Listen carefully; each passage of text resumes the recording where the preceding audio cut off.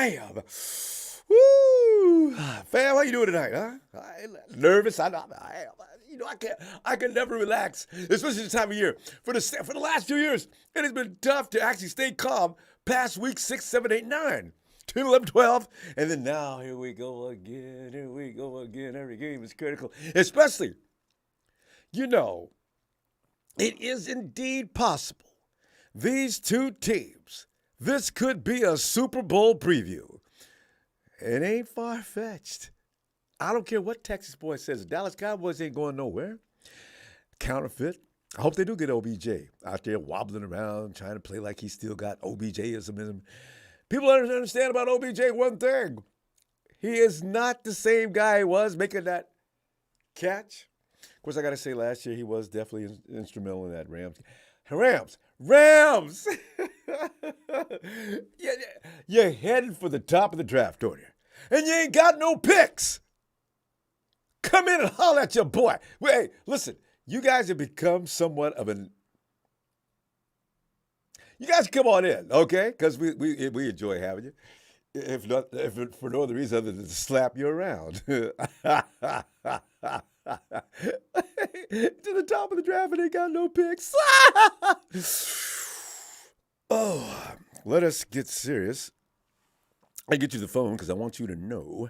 I'm dying to know. Biggest challenge of 2022? Absolutely. Oh, absolutely. The Niners versus Dolphins could have easily been flexed to Sunday night. This is a highly anticipated contest that should have been originally scheduled for Sunday night. I don't know. Well, maybe at the time people are thinking, well, McDaniel's a rookie coach and Kyle Shanahan, we don't know what the 49ers are going to look like right now, so let's go ahead and wait. They still could have flexed it. I mean, I really think, who's playing Sunday night? It doesn't matter who's playing Sunday night. But and it should be for no other reason other than the fact that Coach Kyle Shanahan is going up against his former right-hand man, and to some, the thinking is that he may have been the real brain behind the two in incorporating the things that they did. I hope that's not true, but there could be an argument about it for that, and I'm going to bring that point up in just a moment. But Wanted, your predictions for the Niners versus Dolphins Week 13 contest. This game has got everybody talking. You go to every network, everybody. This is the most interesting game of the week. And pretty much everybody agrees for the same reasons, too. So we'll go to the phones in just a little bit. Let's quickly go over the all-important injury list, though. Debo was a limited participant in practice after missing yesterday's session. He's dealing with a quad injury. He's always dealing with some kind of leg injury. So you know what? Debo's learning to play with that, apparently, because he looked pretty good last week for a few minutes until he went down, looking like he was, I got to stop. It's about to tweak. I'm glad he's starting to learn his body. At first, it looked like Debo might not even participate today, but reporters spotted him heading into the weight room as practice kicked off. Debo reemerged minutes later and joined his teammates on the practice field. Debo's current status is questionable for Sunday. When asked how much work Debo got on Friday, Shanahan responded with, quote, not much, unquote. And there's some reason for concern along the O-line. Terrorizing concern, to be exact. All-Pro Trent Williams left for the locker room after warm-ups due to back issues. Immediately, I was as pale as a sheet, and you know how difficult that would be for me and my complexion? I said, oh, God, no. After practice, Coach Shanahan said of Williams, quote, he was having back spasms. I'm not too concerned about it.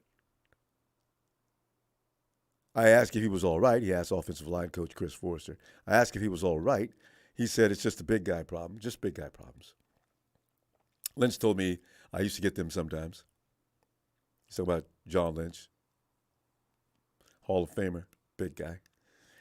He says he goes on to say you usually have them on game day, and that's a big deal. So he had them today, spend the day resting and stuff, and I expect him to be all right. I hope that doesn't happen on Sunday, unquote. Hey, nutritionist, make sure he gets hydrated a lot. Make sure the sodium level is high enough in his blood system. He cannot spaz out Sunday. No. The 49ers' Mr. Williams' status is questionable for Sunday. Some better news is Christian McCaffrey, knee irritation. Spencer Burford, ankle sprain. And Charles Minahu, knee. They're all participating in their second consecutive practice after missing Wednesday's session. Buford and Minahu, they remain questionable, but while McCaffrey has been cleared to play, thank God. Man, I got to tell you something, though. Last time we had the Christian McCaffrey, Brandon Ayuk show, wasn't that L.A.? That was pretty special. I want Debo out there, though. But if not, if McCaffrey's feeling good and they start to go to him more often, my mind is going in this direction. I'm thinking, you know what? That sharing a load with McCaffrey, you don't get the best out of McCaffrey. And I'm wondering, and I agree, I'm not entertaining any thoughts of letting Debo do less, but I do know that what I saw was a lot from McCaffrey, and it was dynamic. That day he had that hat trick, he realized the whole team was depending on him. You get him in that mode, that boy is scary. I still want Debo out there, though. He's got to learn to do all that and Debo with him, and Ayuk and George. I want the whole band and my boy Jay Jennings. God. So anyway, McCaffrey's been cleared to play. Eric Armstead, who on Thursday declared he would play against the Dolphins as practice all week, he was right. He, too, has been declared to play after missing time due to foot and ankle injuries. In fact, sounds like AA is pumped to get back into action. Armstead said via video from NBC Sports Bay Area, quote, "Feel good. It feels good. Whoa, whoa, whoa, whoa. It feels good." Tony. Feels good, feels great. Excited to get back out there and take the field again, unquote. Eric, I'm glad to hear that. You know what, Eric? You're kind of fresh. You may be like losing your mind out there today. I just need you out there to set Nick free. They've been stunting and doing everything else to get him loose. But, Eric, if you're in the middle, creating all that ridiculous violence and making people crazy, drawing offensive linemen towards you, that means Nick, Ebucom, Omenahu, Givens, and whoever else is out there, they'll have to, they can't account for all of that. I don't want to see Tua T get hurt, but I want him to go down and out the way. Miami Dolphins. Here's the thing about the Dolphins. Right tackle Austin Jackson, ankle, out, doubtful. Terran Armstead, toe, pectoral, doubtful. You know what? This is a game. I don't care about. We get hurt and nobody gives us any sympathy. Don't care. It's your problem because we're coming at you. And we do not want to see Tua get loose. No. He needs to be fearful on every snap. You do that to him, and I want to see if he's still as accurate and quick as he's looking, not like upfield, but down the visor. Watching that raging defensive attack come at it.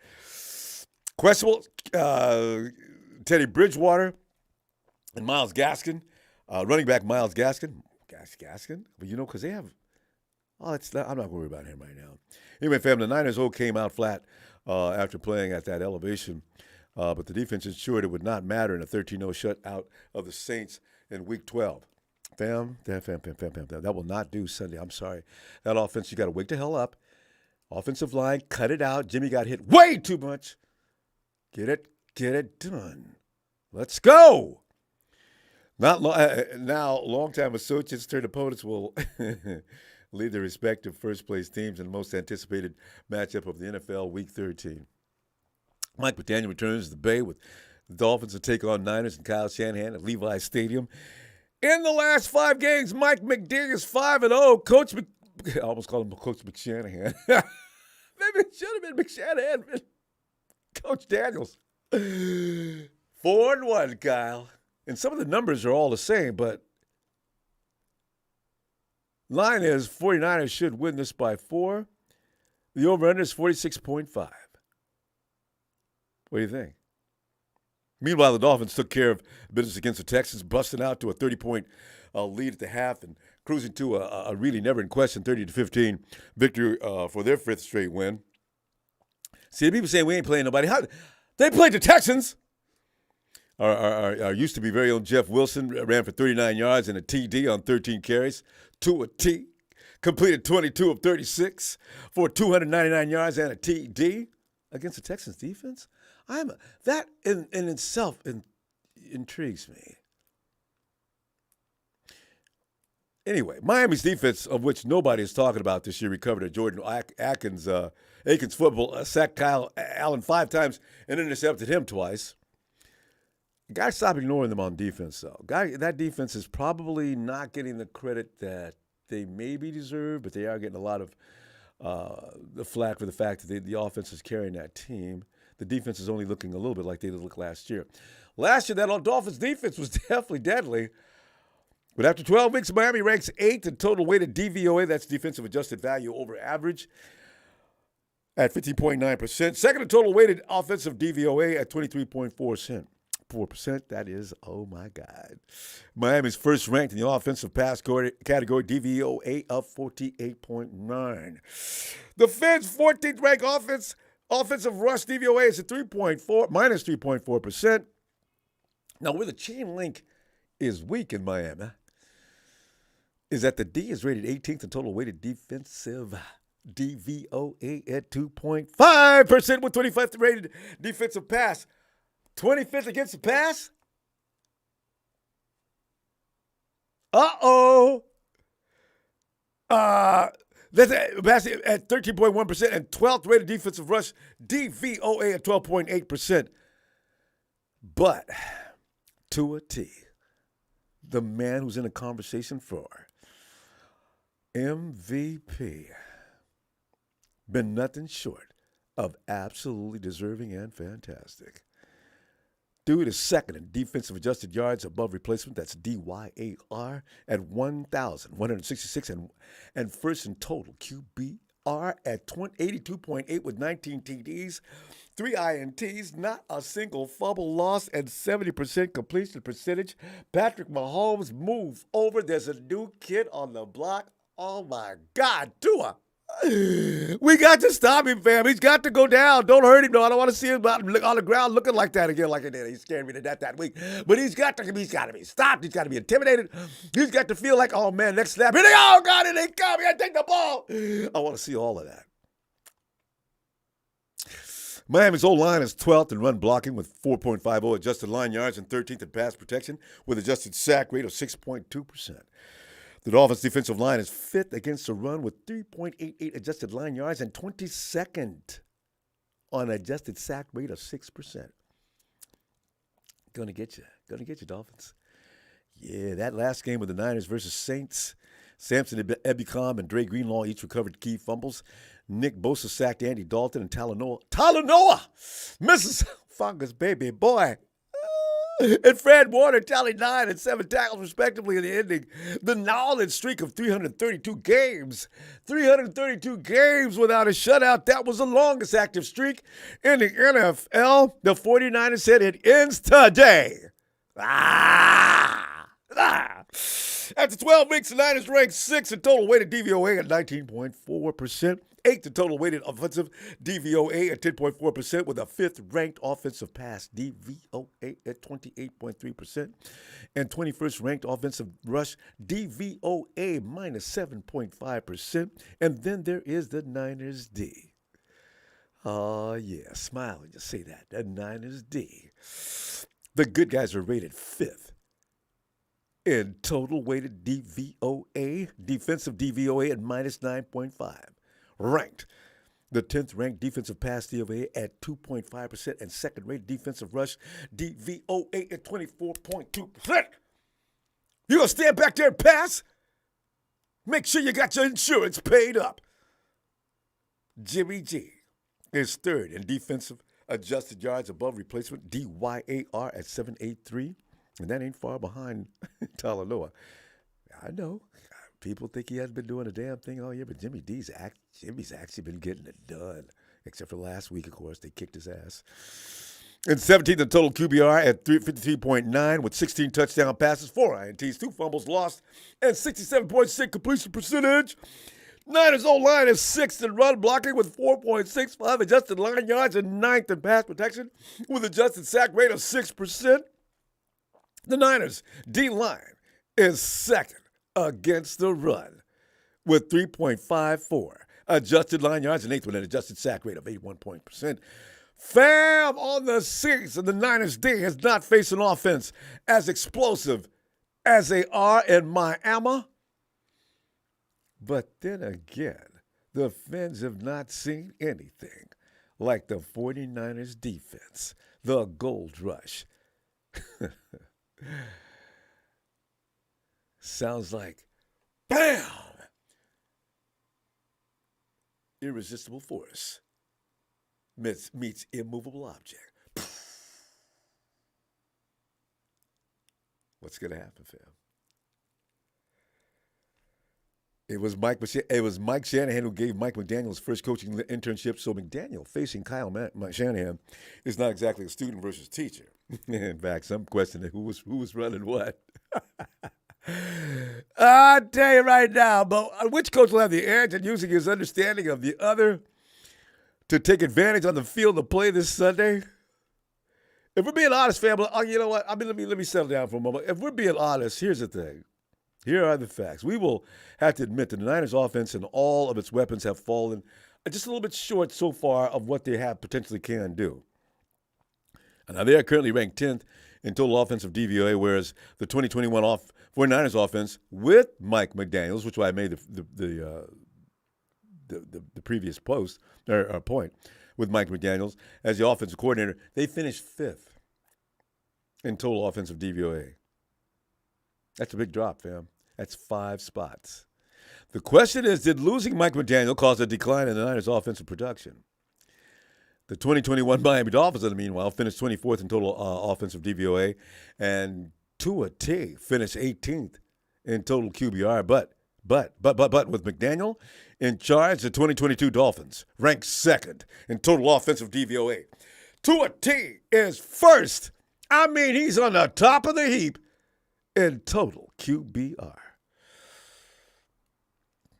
See, for all the faith you and I have, the facts are the facts.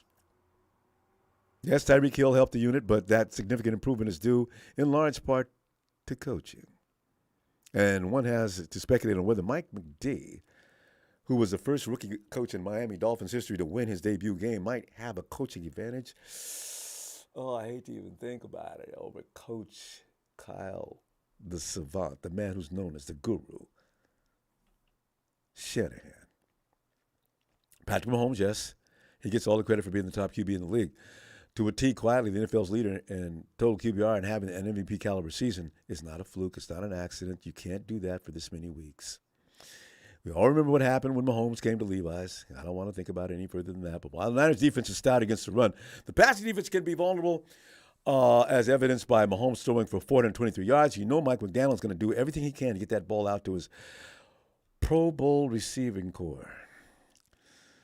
And Mahomes did that with Juju Smith-Schuster and Marquise Valdez-Scantling going for 124 and 111 receiving yards apiece, respectively. And now it's to face the top-rated passing attack in the league with Tyreek Hill and Jalen Waddle. When you think about it, it's frightening. It really is. As I mentioned earlier, the Dolphins have not seen a defense like the 49ers, New England, Buffalo, and New York Jets are all ranked higher than the good guys in total defensive DVOA. And the Dolphins beat New England and Buffalo at home while losing to the Jets on the road, while Tua was out with a concussion. It's scary, isn't it? It really is. On the flip side, the Niners' last 4 wins came against people like the Saints and Cardinals, the hobbled Chargers team, the pathetic Rams, of whom have all been just awful. Well, the Chargers haven't been so awful, and we won that in character fashion.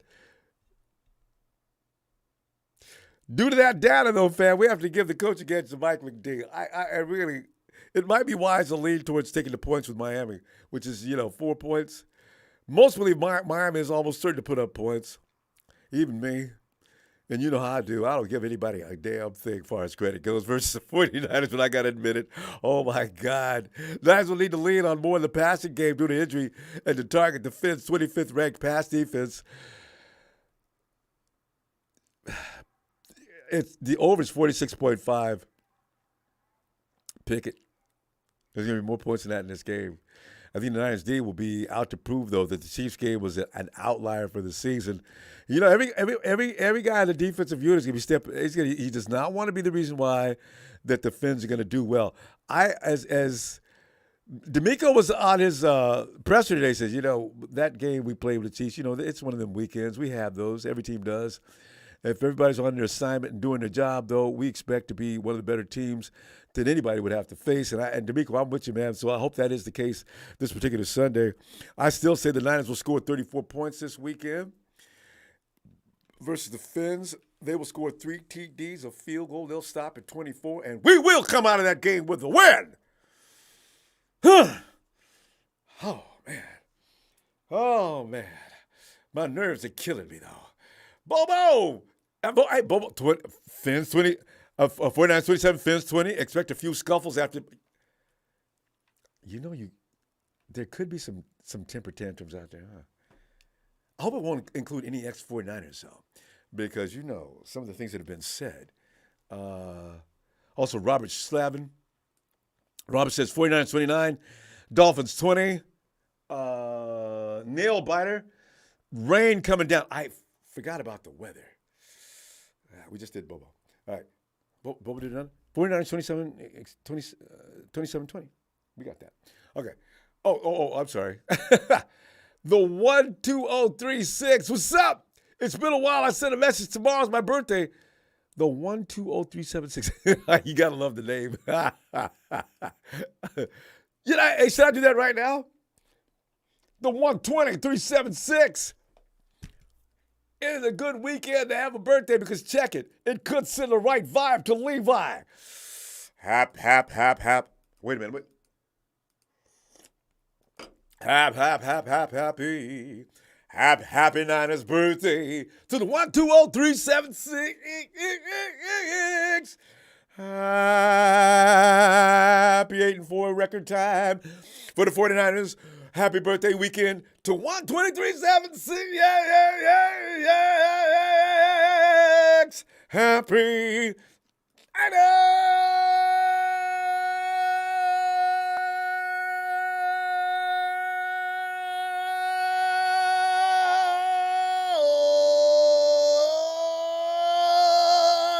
12376, man. This weekend is for you. You got this. Happy birthday.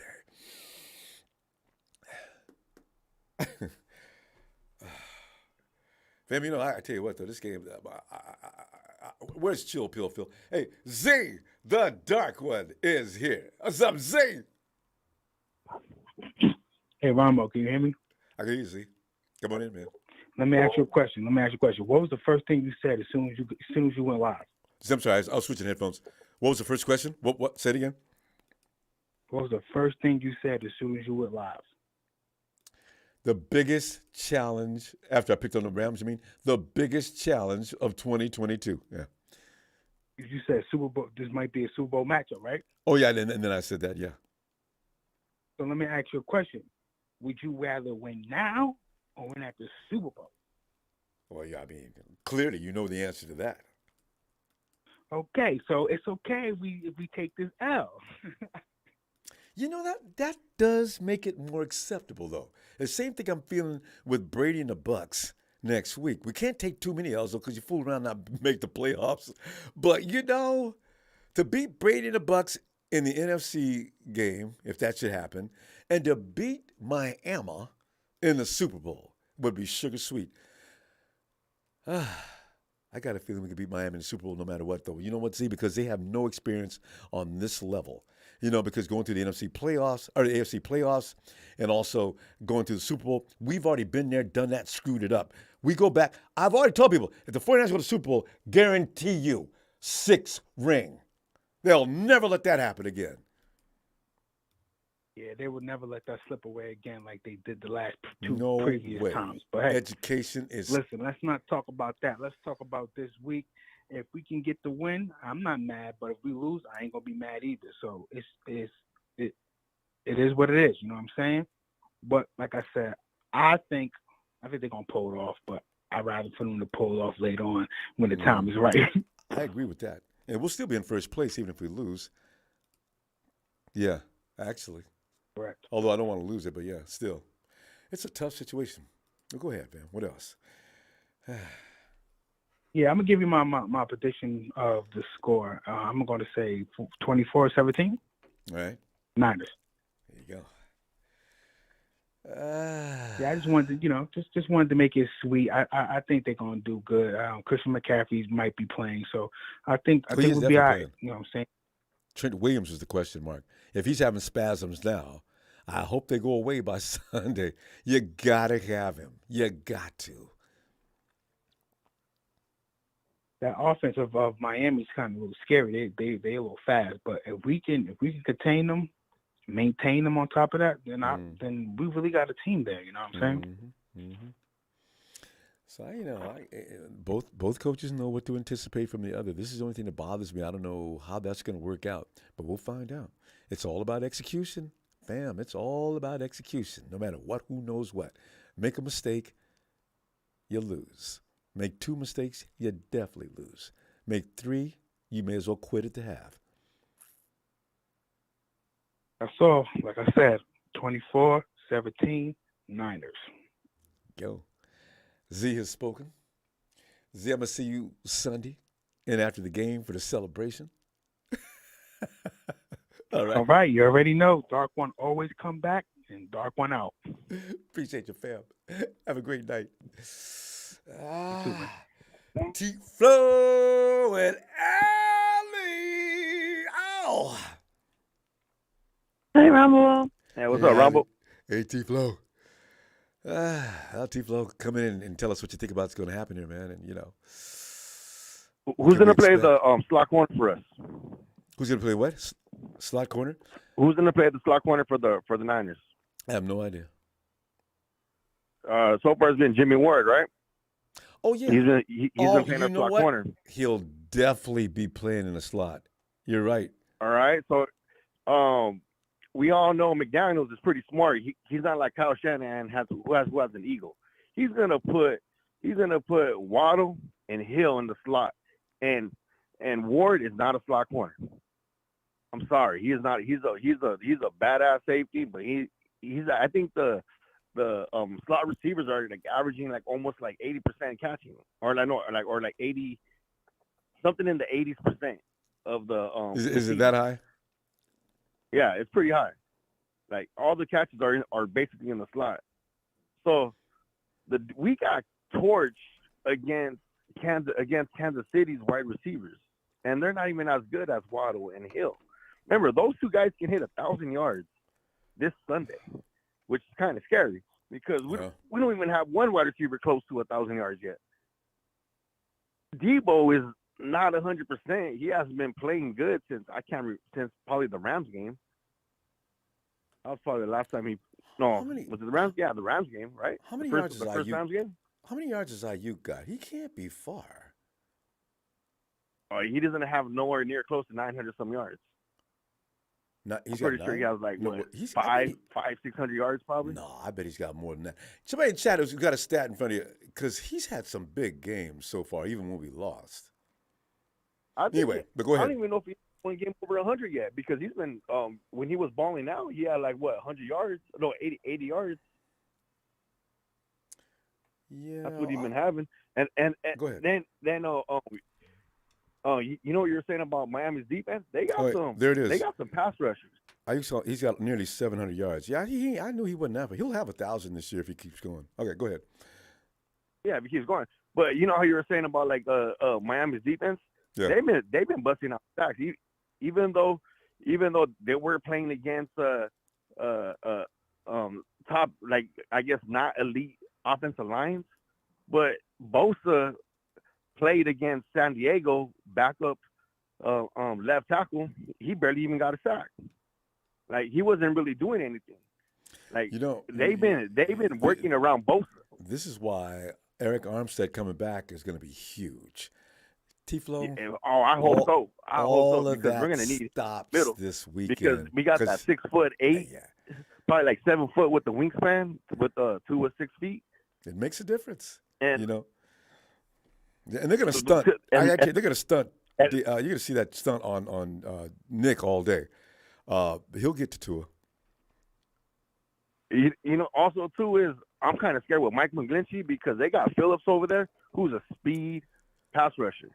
Like he can rush the and now since they got Chubb, who can also rush, and we saw how they played last week. Hopefully it was a fluke just because they came back from in that high elevation. And I really think that's what it was. I really do. They didn't even look that bad all year. I hope that's the case because they got Bradley Chubb. He got a sack against us against Denver, and he was the main pass rusher that they had.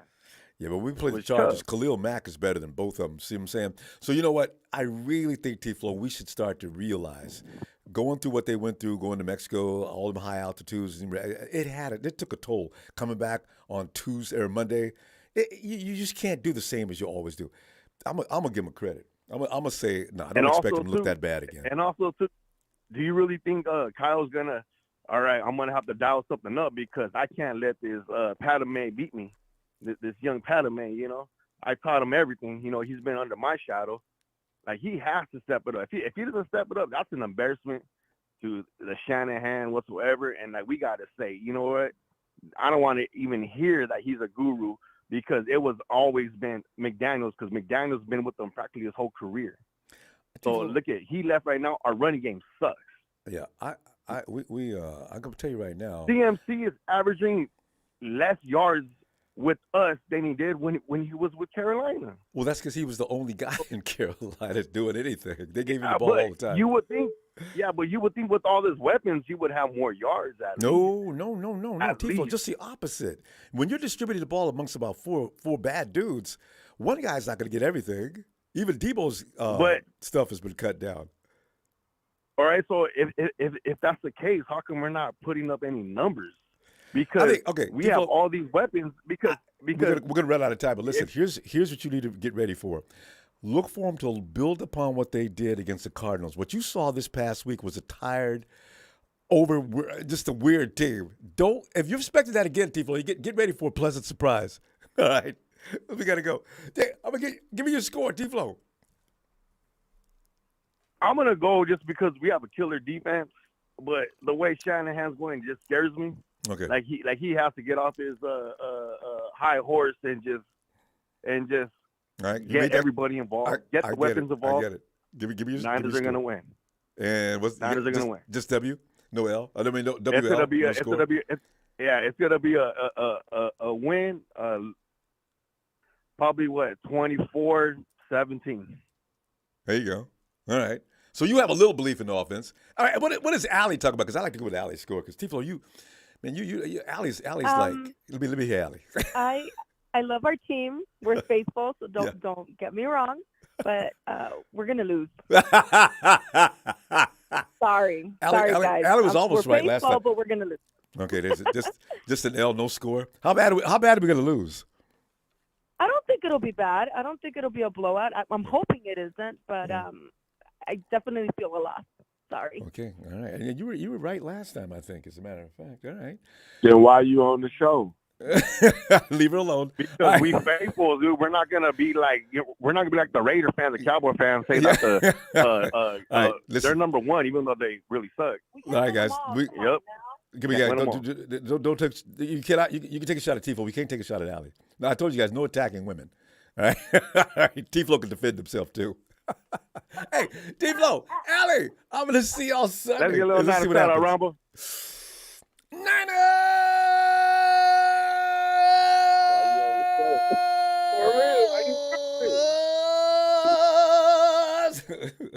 Tifo, Allie, have a good night. NG49 says Kyle's about to son Eminem, just like he does with McVay. You know what? Kyle does own every one of his disciples, don't he? Every last one of them. Let's see if that trend continues. Yo, Clarence. Yo, Ronbo. Clarence, here we are at the crossroads. Once again. Yeah, there's a lot of doubt going around. But I got to tell you, though, Clarence, the reason why it's not fair is because they don't have their I really wish the Dolphins were healthy. Even if the 49ers do win this game, it doesn't really say enough for me. But, Clarence, what are you thinking?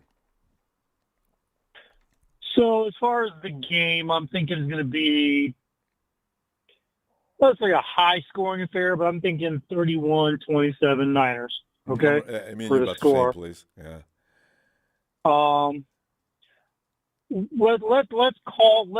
Let's just say the Dolphins offense, Niners defense, call it a wash, call it a draw. Okay, so then what we're looking at is, can the Niners offense beat the Dolphins defense in this game? Yeah. You know what I'm saying? I do. Can they? If we say that,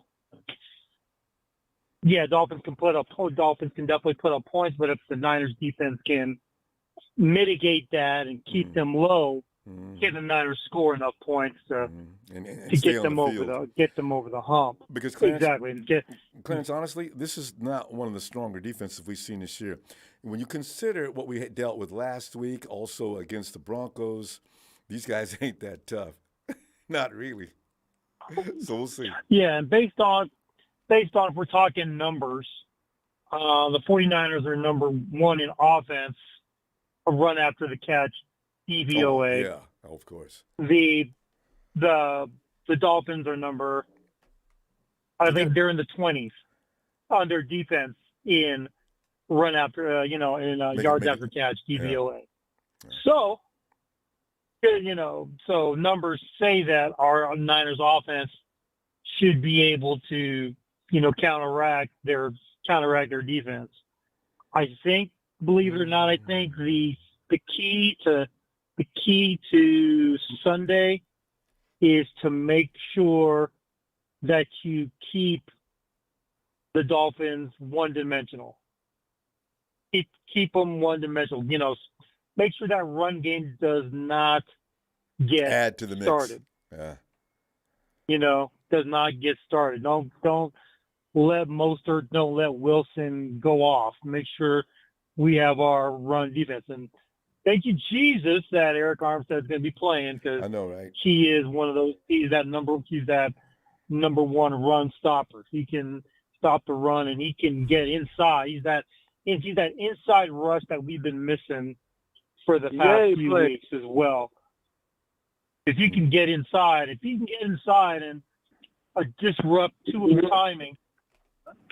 Yay, please. Yeah, hey guys, stay on mute. Stay on mute. We'll bring you in. Please stay on mute. Okay. Go ahead, Clarence. And it's like I think that would be a recipe for disaster if they get their run game going as well. Oh, absolutely. That's us. every team in the league, Clarence. You got both sides of that. Yeah, you can't do that. Then they will. But them especially. Yeah. Them especially, because then because Tua's got that quick game. That's the offense that McDaniel's brought. He's got a quick game, and he's got the quickest, fast receivers on the block. So if they get going, it's gonna be tough. It's gonna be tough. They got Niners pass rush got to get home once or twice in this game to get Tua off his spot. So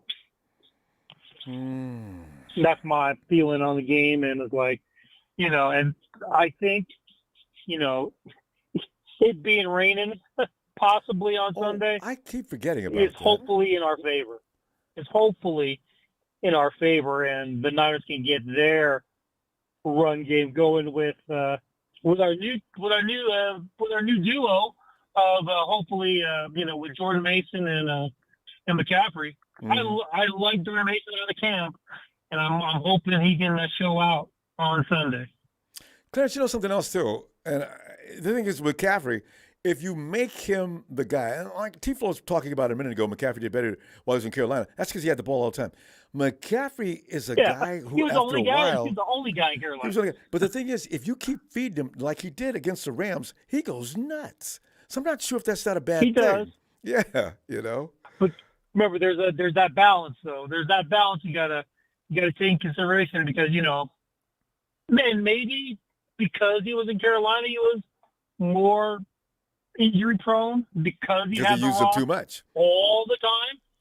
Maybe there's got to be that balance. Like you said, that balance that we had.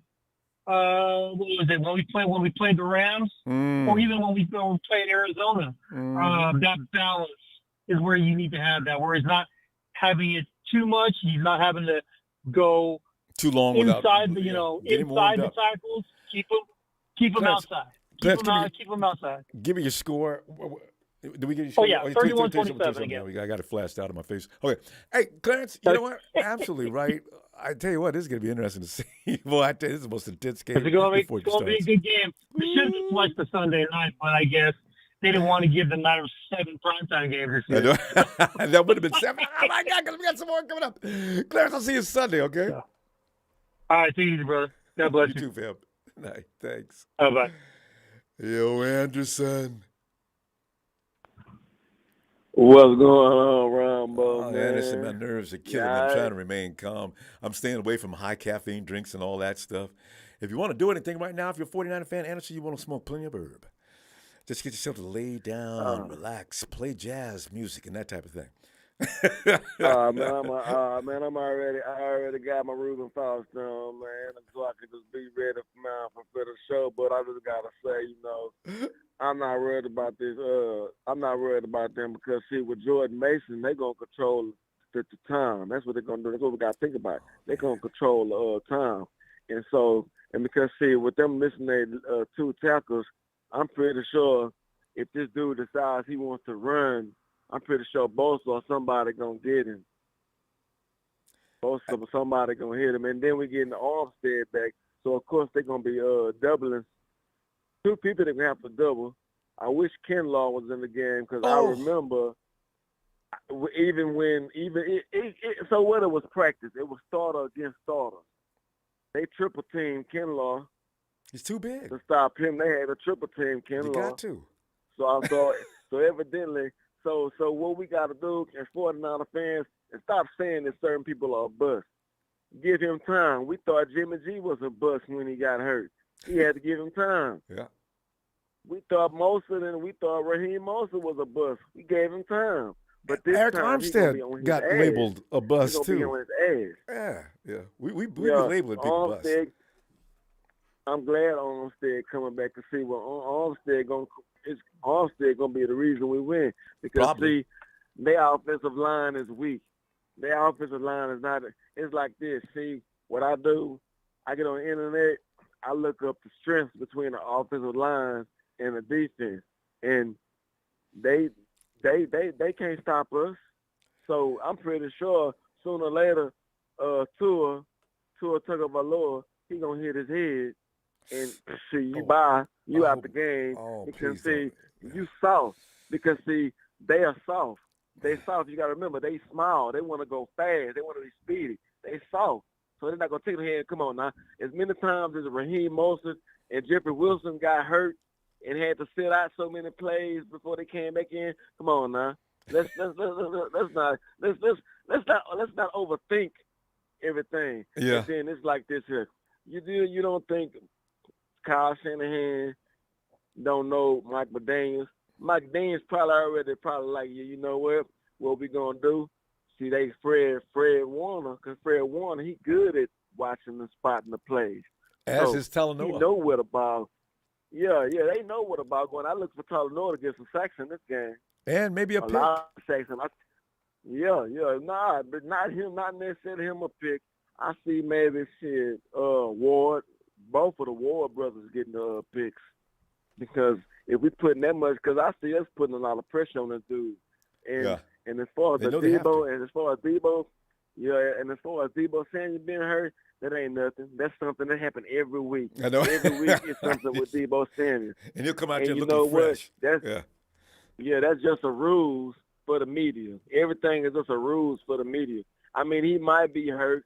or evidently he might be playing around because I listened to who was that Lombardi, and he was talking about how Debo had peeked outside the gym to see if the cameras out there. So he trying to look good for the camera. Then he trotted back out on the field. I saw that report. It looked like Lombardi put that up just like to say, "Oh, surprise!" I saw that. Yep. And I mean, come on, man. The Jets beat these people, so come on, man. Let's not get out of hand. Hey, The Jets. Out of all Anderson. people, Wait. the Jets. That's a great point. You know what? The Tua wasn't there, but the thing is, the Jets' defense was physical, real physical. That's what they are this year, right?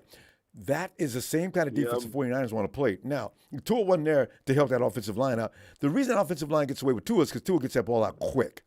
And that's a good point. Now, if they can flood the lanes where Tua can't throw, that's the formula right there to stop him. But I'm saying, it's like, sure, you know what? See, this is the whole thing about the whole 49er defense. I always felt in my mind, to me, that DeMarco Ryans had more effect on the defense than Robert Saleh due to the fact It seems who always had the best linebacker core in the league. us. It was always us.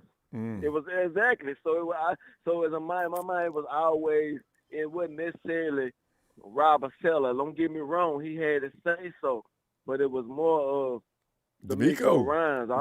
running that unit. Because I mean, he played football. So I feel he has more. He know what's going on, and I feel which is and right. it's like I always say, Ronbo, in the first half, Kyle Shanahan and DeMeco Ryan, they come together. They with the team in before the game. Mm-hmm. Hey, first half, don't let it get out of control. Yeah, we'll take over in a second. Anderson, what do you got for a score? Because we got to go. What do you got? I'm gonna just go 27, maybe 10, Trevor, because I'm gonna say, like I said, we're gonna try to control a game with Jordan Mason. Hope so. Hope it works. Anderson, I'm gonna see you Sunday. I hope you're absolutely right. Oh yeah, and I forgot one thing. I did look up one thing about Miami. The tight end, they Just came sicky. for some strange reason.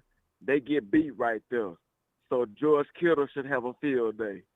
Oh, you mean the tight end coverage of the linebackers? Oh, yes. And one thing we should see, Kyle Shanahan should implement a reverse with Ray McLeod and Danny Gray. If they can't catch the ball, let them run a reverse. They speed to kill everybody. Oh, They speed to kill you're all pumped up Tyreek now, Hill. Anderson. I love it. Anderson, we got to roll, though. Good And points, it's like though. this here. We got to go, And it's fam. like this. I just want to say one thing before the production cut me off. Hurry. To all the little kids, listen, close your ears. If you don't think we going back to the Super Bowl to face the fucking Kansas City Chiefs, you're a dumbass. You're not paying attention. If you don't believe it, suck my dick. Anderson, good I'm out. stuff. Night, Anderson. And Sharon. Hey, Ronbo, how are you? Yeah, Sharon, it's an intense time to be a 49er fan. I wonder, Sharon, I wonder how the Dolphins fans are feeling. Do they feel intimidated? I mean, I feel a little intimidated. Not a lot, but a little. What are you thinking? I'm feeling just as you are, a little nervous. Yeah. It's warranted. Yeah, it's going to be a nail-biting game for me because I'm going to be up and down. Oh, God. First quarter's going to be terrible, Sharon. We're all going to be screaming and yelling. Yeah. I'm going to be cursing people out on the team and Kyle And don't Shanahan's forget, play I know calls. it's going to be, hopefully it won't rain, and then you got the little referees that want to cheat. Oh, so, I'm going to be watching them yeah. like I'm going to be bird dogging them because I know they're going to mess yeah, up. they're going to be calling Oh. some crazy calls that's not necessarily Forgot about them. But we're supposed to be favored in this game, but 4 it's points. gladly needed That's that we it. got Eric Armstead back. You know, I just hope he's feeling So, really good game shape. There's going to be a showdown, and I think Kyle may have something up his sleeve because I think he's more smarter and wiser than Mike McDaniel because this is his first coaching year. And then people give him credit for it. Kyle gets called a lot of things Yeah. nowadays. You notice that? People Yeah. stop starting to call him just stupid. So I mean, he's think really we're getting a going lot to of see shots. the play that we did when we played the Rams. I think we're going to see that against Miami. When Jimmy threw it to McCaffrey, And McCaffrey threw a threw it to touchdown to Brandon Debo. Ayuk. Yeah. I mean, Ayuk. I think we'll probably see that play. Because McCaffrey can pass it, Sharon. He can throw. Yeah. So I think it's going to be a lot of penalties on both sides and a lot of, I don't know. I have a feeling that there's going to be some interceptions and fumbles on both sides because it may be wet out there, but it's going to be a crazy game. But I think it's going to be a low-scoring game also because of the weather, depending on the weather. Sharon, let me ask you this question though: is Fred Warner, who's got one of the worst tempers on the team, is he going to get into it with? He's going to get into it with either. I don't know if Mostert's playing. He's going to get into it with either Mostert or I heard Jeffrey Mostert Wilson. was questionable because Which one? I was looking at the injury stats, and they said Mostert was questionable because he was also dealing with a knee problem. Well, that's like always the last time when he was with us. Same thing. So. okay. Well, maybe But there's I not going to hope be a he fight don't play. because I hope Wilson he Jr. don't doesn't play, run but smack. then in a way, I hope he does, so he can get run over. You know, Mostert may have been misunderstood. I think he was, but you know how Fred is. He'll come through there, make a tackle. Now get up and talk, and then that's when the fight will start. I think Fred starts these fights, and then he gets mad when people respond. I think Miami is going to be more physical and start fights with us to get the penalties called on us, but it's not going to go their way like they're thinking they're going to go their way. So just watch and see, because they're going to be thinking the referees is going to be for them and this and that, but it's going to be a nail-biting game. I'm going to be nervous the whole game. Yeah, they just got to stay disciplined. Don't get involved. Don't get engaged with any of that. Jimmy Those little tactics to make you mad. Don't do it. Keep it going like we are. Just stay focused, and the defense.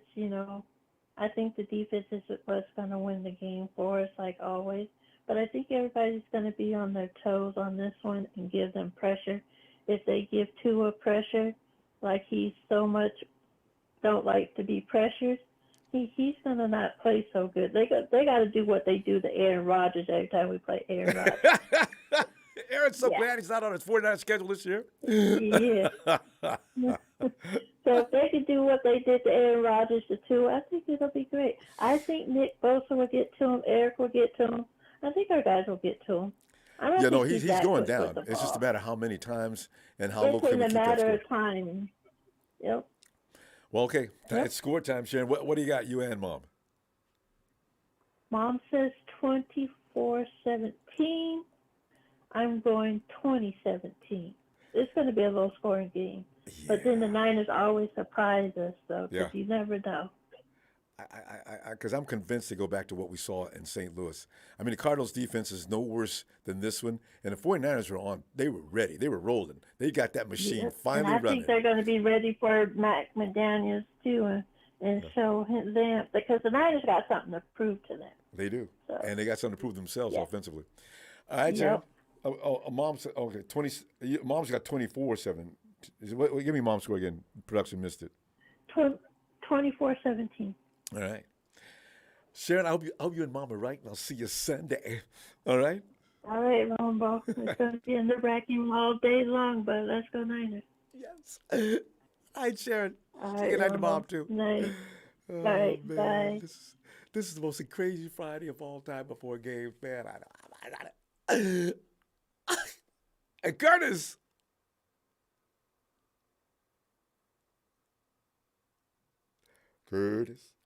Curtis. Oh, sorry. How you doing, Ronbo? Curtis, I'm not real comfortable. If we was playing anybody but the Dolphins. Yeah. It's just not. I'll tell you what. Dang. I think we're averaging like 31 points a game or 32 points a game against our division opponents, and like only 18 outside the division. I know, right? That sounds right? I think I saw something like that. I saw the number earlier today. So I thought it was higher against this division. Yeah, like our offense playing against the Dolphins defense, which is not that good. Yeah. I still don't know. I don't think we're gonna be able to keep up. I really don't. With the Dolphins? We'll probably be all right in the first half, and then the second half, I think everything's just gonna start breaking down. The defense is gonna get tired. You might have it opposite. The 49ers don't play good the first half. They play okay. In the second half, that defense gets really wild. I don't know what it is, but fam, we're talking about 4 games in a row shut down second half. So yeah, as I'm saying, I'm just by looking at that, you might have it the opposite way. Yeah, it's in the beginning, earlier in the season. It was the first half. Yeah, but the last 4 weeks. We've been facing weaker teams lately too, and now it's Miami. But they're still pros with a pretty good. I don't know. I don't feel good about it. And Jimmy G's due for a couple turnovers. So, well, what is it? He's been 4 straight. Again, look at the stats. Not necessarily. Jimmy G turned a corner with this new coach. I don't know what Greasy did or what they've been talking about, what they've been doing, but to predict Jimmy G's going to mess up at this point, maybe not. We'll see. He's due. I'm sorry, he's just due. I think he's due. If you're convinced of that, that's fine. But just looking at what he's been doing so far, that's a different G. He looks like he's on point. And he's got better weapons now than he's ever had. So you put all that in. If people think that Jimmy's just naturally flawed, they will think like what you're saying now. But if you look at the things that are going on, he's got McCaffrey. Now he doesn't have to worry about if he can't find a receiver. There's no point forcing the ball into a spot where there's nothing. Just go to McCaffrey. He's got Ayuk, looks really good now. He's got his man in arms, George Kittle. Jawan Jennings has become clutch. There's no real reason to insist that Jimmy looked like he did last year, week 1, week 2, anything like that. You got to look at everything for what it is. It's true. Like, I don't know. Like, I want to believe in him, but last time I believe in him. Let him convince you further. But, I mean, I think just to insist that he's the same Jimmy G as always is probably not accurate. Not now. It's not all him, obviously. I mean, the offensive line's not the greatest as well. Yeah. I mean, he got killed last week. That was the most hits he's had all season. But I think it's gonna be like it hurts my soul, but I think it's gonna be like Miami 31. Ooh, Niners that'll 20. be the worst game the defense. No, it's the second worst game of the season if they do. The defense. Yeah, I think so. 31-20. I'm gonna tell you right now, Curtis. There's not a chance in hell the Dolphins scored 31 points on that defense. Not now. It's too late. When you got Eric Armstead back, it's too late. They might have done that 3 weeks ago, but not now. I actually forgot Armstead's coming back too. That defense ain't giving up 31 points. I forgot he's playing today. We need to score at least 70, but as far as him giving up 31 points to Miami, not going to happen. No way. I completely forgot Armstead's coming back. You want to change the score now? Yeah, I kind of want to now. Damn. I actually might flip my. All right, so I'll say 2017 Niners edge it out. 2017. So Armstead, that's probably more likely what it's going to be. Yeah, Armstead can push that pocket and get into his face, and then I think that the D line, it's gonna affect him. So you know what? Now that I know Armstead's playing, 2017 Niners. I'm a little bit. Are you gonna go all the way to flip? I thought you could say 2017. No. Because we could get an interior push now, not just on the edges. Armstead back. I know Kinla's not back yet, but with Armstead, he's pretty good at that. So and pretty good at the run. So I'm a little bit more, which makes both even more effective, actually. So So Curtis is going 2017 Niners. Okay. I change it up. 2017 Niners. All right. Hope you win. I'll be right on target with that too. All right, Curtis. I've heard from you in a while. Good stuff. All right, fam. Talk to you later. know. Hey, all right, sounds good. Yeah, that's why. One thing I am confident about, the Niners, they can give them points, 31 points. They just barely got 30 points against the Texans. See, they could be, and I look at their other games where they played like teams like the Buffalo Bills. They beat up on the Browns for reasons unknown, but also you look at the game, the Jets. Well, Tua wasn't there, but I'm looking at the Bills game. That was close. They got 21 points. The Cincinnati Bengals, they didn't go nuts on the Bengals as far as points. What you got to do is outscore them, but they can be contained if you play a roughhouse defense. Hey, Manny. What's going on, Ronbo? Man, everybody's like, the concern is this is the worst challenge we've had all year. These guys are tough. They haven't got their tackles, but I wonder how good they're going to be without the tackles. Because without protection, it's like Nick and company are going to have a good time. He'll be. What are you thinking, Manny? With tackles, without tackles, it don't matter, man. We got the number one defense in the league. What difference does it make? Whether who they have, who they don't have in their lineup, it don't matter. I like this. You know what I mean? I do, Manny. I mean, seriously, guys. Hey, faithful, listen up here, man. We have the number one defense. Can their offense beat our defense? Maybe it's a toss-up. Not really. We're going to kick that ass. Now, can their defense stop our offense? That's the question. We're worried about how we're going to stop their offense, Tyreek Hill, this and that. Man, forget all of them. Can they stop our offense? I don't think so. Simple. No, too many weapons. Who are they going to cover? Who are they going to double team? Hey, come on, guys. Why are we stressing? Why are we stressing? You're so right, because at the end of the day, in this kind of a competition, whoever blinks is the one with the least powerful defense. If you can't stop the 49ers, I don't care how powerful your offense is, you ain't getting over 30 points. You're going to need it to beat the 49ers this week. So you know what? You're making an excellent point. You're going to need 30 points to beat us week in, week out. How many offenses out there is there that can actually take out our defense like that? Another good point. How many offenses out there can score 30 points on the 49ers who don't give up nothing in the second half? And in fact, if you're not careful, they don't give up nothing for 4 quarters. Ask the Saints. But the Saints are struggling. I mean, Rumble, you're stressing over nothing. I know, right? You really are. It's Friday. I always do this. Pump your brakes, drink your little tea, you know what I mean? And just relax and just calm down. Everything's wonderful. We're copacetic. I mean, there you go. See? Yeah. You're right. I don't know what I was thinking. Man, I'm glad you called.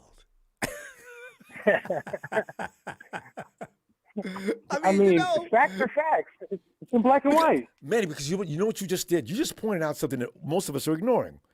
Okay, you think that their offense is just going to kick ass, right? Everybody says, the offense is going to kick our ass against going to but forgot about, can their defense stop the 49ers offense? Probably not. I don't know exactly. They can't. They're just not that I mean, good. The only people that can stop our offense is us. Yeah, and that's been the case when we did stop us.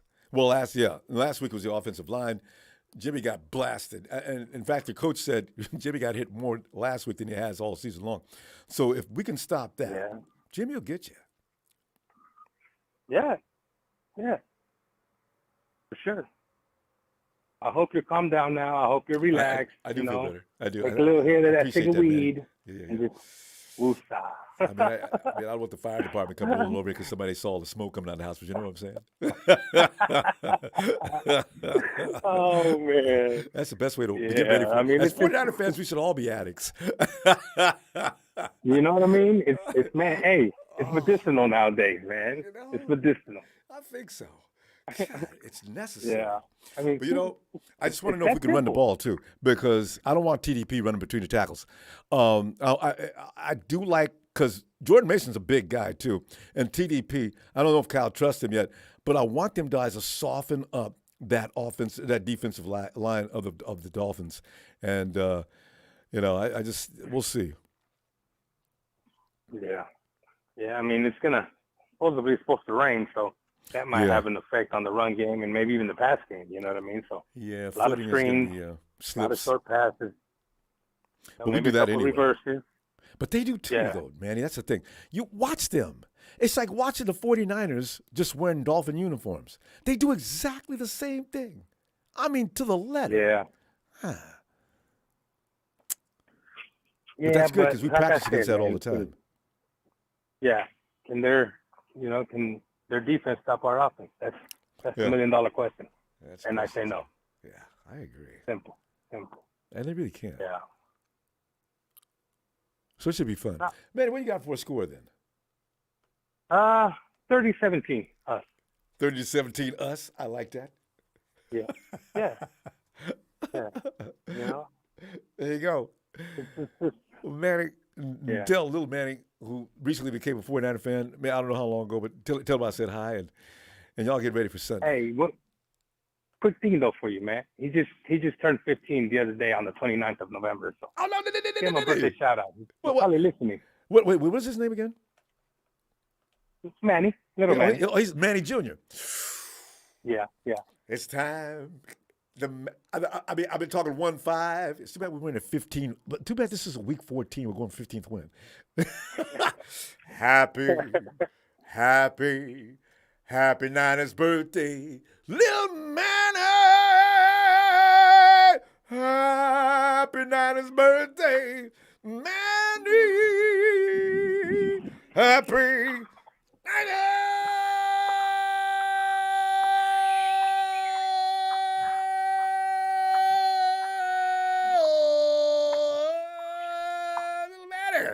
Welcome to manhood, my dude. Thanks, Ronbo. Hey, my pleasure, Manny.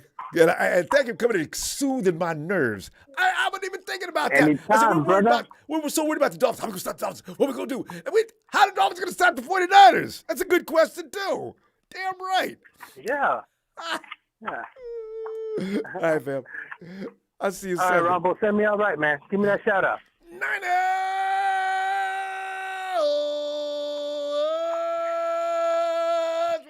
Manny. Night, fam. Ready and go till we're dead and gone, baby. Yeah. You guys have a good night. I see you. And there's the rod, says 927-17, fifth game, second half shutout. Yo! If they shut the Dolphins out the second half, the whole league will be terrorized. They really will. Because then you're going to wonder, oh, my God, they shut the Dolphins down in the second half, too, to add to the list of, 5 or 6 in a row? Ooh.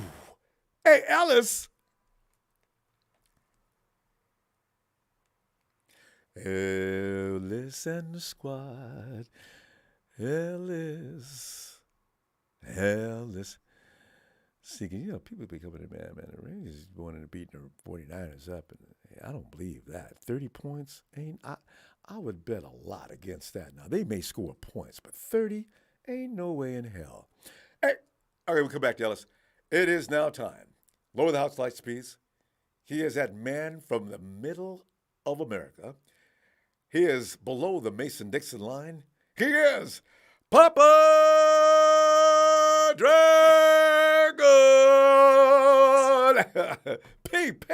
A PD. What?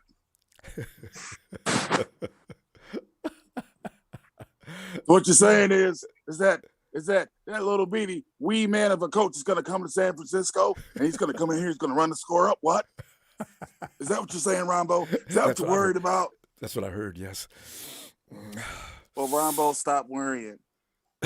Because our defense has over 5 years of experience beating the crap out of our offense in the offseason at practice. Yep. And there is nothing special about Tua. What they're doing. Ain't that the truth? About Tua. They're playing very efficient football like we play, but they do the same crap. Exactly. Yeah, and that's the problem with the NFL this year. Problem with NFL this year is everybody's using analytics. Everybody knows that you got to work the middle of the field. Mm-hmm. You work your inside out. Mm-hmm. And it just so happens that an elite defense in the NFL is pretty much right up the middle. You got to have a strong defensive tackle, strong middle linebacker, and a very strong safety, and you will have a very good defense. So they are really coming in against the number one defense that has 5 years experience defending this offense. So if I'm the Dolphins, I'm concerned, and the Dolphins are concerned, by the way. They are concerned. And they should be. About the defensive line. They're concerned about people touching their quarterback. He's already been concussed twice. Oh, and I don't want to see that again. That scene, it lives in my mind. Just like what's his name? They broke his leg. When Lawrence Taylor broke what's his name's leg, and I'll never get that vision out of my Bill Theismann. Yeah, I remember that. I'll never forget that. Freaked me out. I remember that. The weakest link I believe the San Francisco 49ers have right now is Kyle Shanahan. Well, just let me explain. I never liked his leadership style. I think that oftentimes he surrounds himself with good leaders, and that's why they become coaches. Straight up. Straight up. He puts people on his staff that are opposite of him. People who are optimistic, who have good leadership styles, who want players to be their best and coach them to be the best. Somebody who trusts their players, who tells their players that they're great. All right, that's what D'Amico is. Okay, and I'm not saying you fire Kyle Shanahan. You don't do that. No, I know what you're saying. You trade him. You can trade him though. You definitely trade him. But you're spotlighting something that could be very true, though. And I just can't believe how petty the NFL is. The NFL knows damn well they should be, moving the 49er game to prime time, but they're still pissed off at the Dolphins. But they're pissed off at the Dolphins ownership. I mean, who's playing Sunday night? I forgot the game. But I said, you know what? That game. It doesn't matter who's playing Sunday night. It should be San Francisco. Because I saw that game. That team should be playing. Why can't we be flexing on Sunday night? Dude, the NFL has been this petty forever, and they are basically doing the whole the non-aggressive punishing the Dolphins for some of that crap the Dolphins pulled over the last couple of years, throwing games and, that kind of stuff. So it embarrassed them, So it's an embarrassment. They don't want the Dolphins. They don't want no one talking about Dolphins right now. They don't. That's the only thing. That's the only reason that me and my little birdies can think of that why this game hasn't been moved. That's the only reason we can think of. That again, inside league circles, they're still pissed off at the owner. Of the Dolphins. Just like they were Eddie D for years. They're letting them know. They're letting them know without letting them know. Yeah. Otherwise it'd be moved. But I think that the 49ers on paper and realistically should win this game. I'm not worried about Mozart. I'm not worried about Wilson. I'm not worried about that. I'm not worried about Tua. And the reason why I'm not worried is because we got the number one defense, baby. We've been shutting this offense down for years. We've been shutting this offense down for years. The only thing that's different, the only thing that to me can win this game is the same thing that can lose this game is the coaching. This is one of those games where the coach's decisions is going to change the outcome of this game.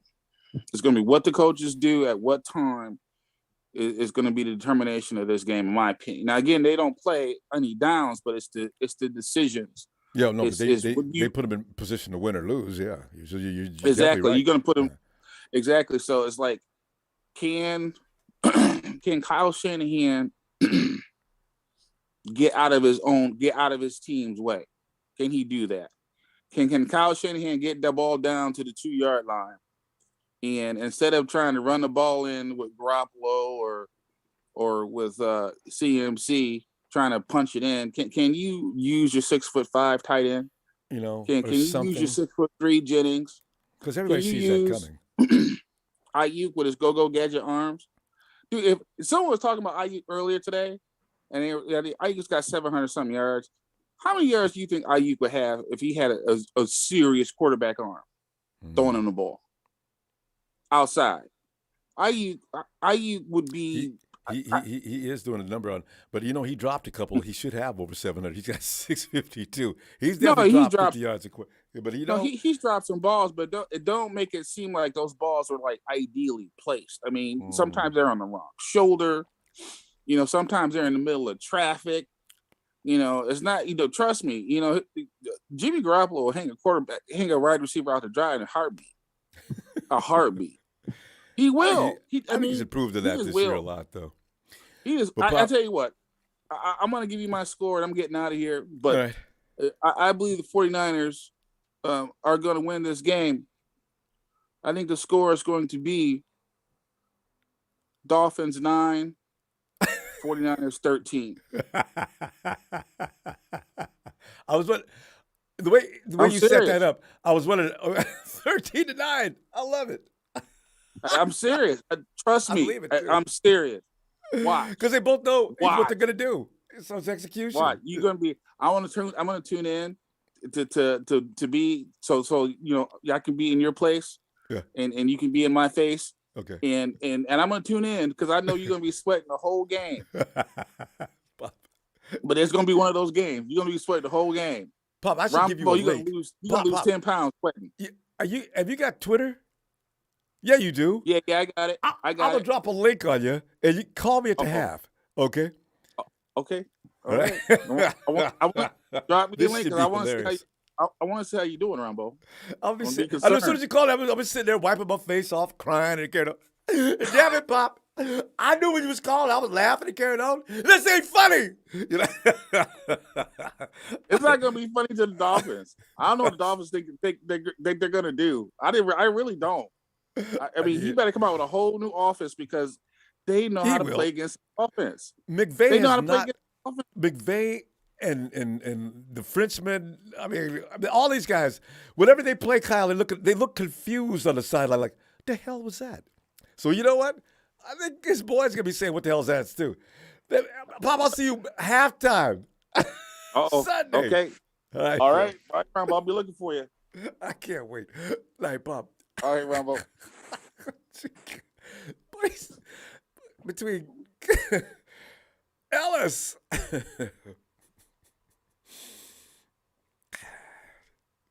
It's rough being a 49er fan. It really is. Ellis, it is rough being a 49er fan. Because we support a storied franchise. The expectations are always high. And then we have the fan base that we have, and all of us have family and friends that are anti-49er fans.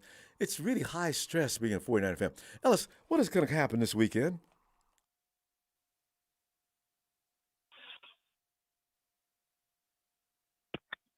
Well, we're going to have our biggest test thus far. You know what I mean? And I think I say that, obviously because of the, we got 3 of our ex-coaches that have been with us the past however many years that are now coaches all on the same team with Embry, what's his name? I know Mike McDaniel, but is there another one too? Is there a third one over there? Patriots, Wes Welker. Oh, Welker is over there. That's right. So they're gonna put their hands together, and that's true. Yeah, well, it's the tempo things, the different things that Kyle does. They know him very well, and I was thinking, we got the upper hand because we got D'Amico and we got Kyle, but I mean, those 3 aren't going to be equal to D'Amico and Kyle together, even still.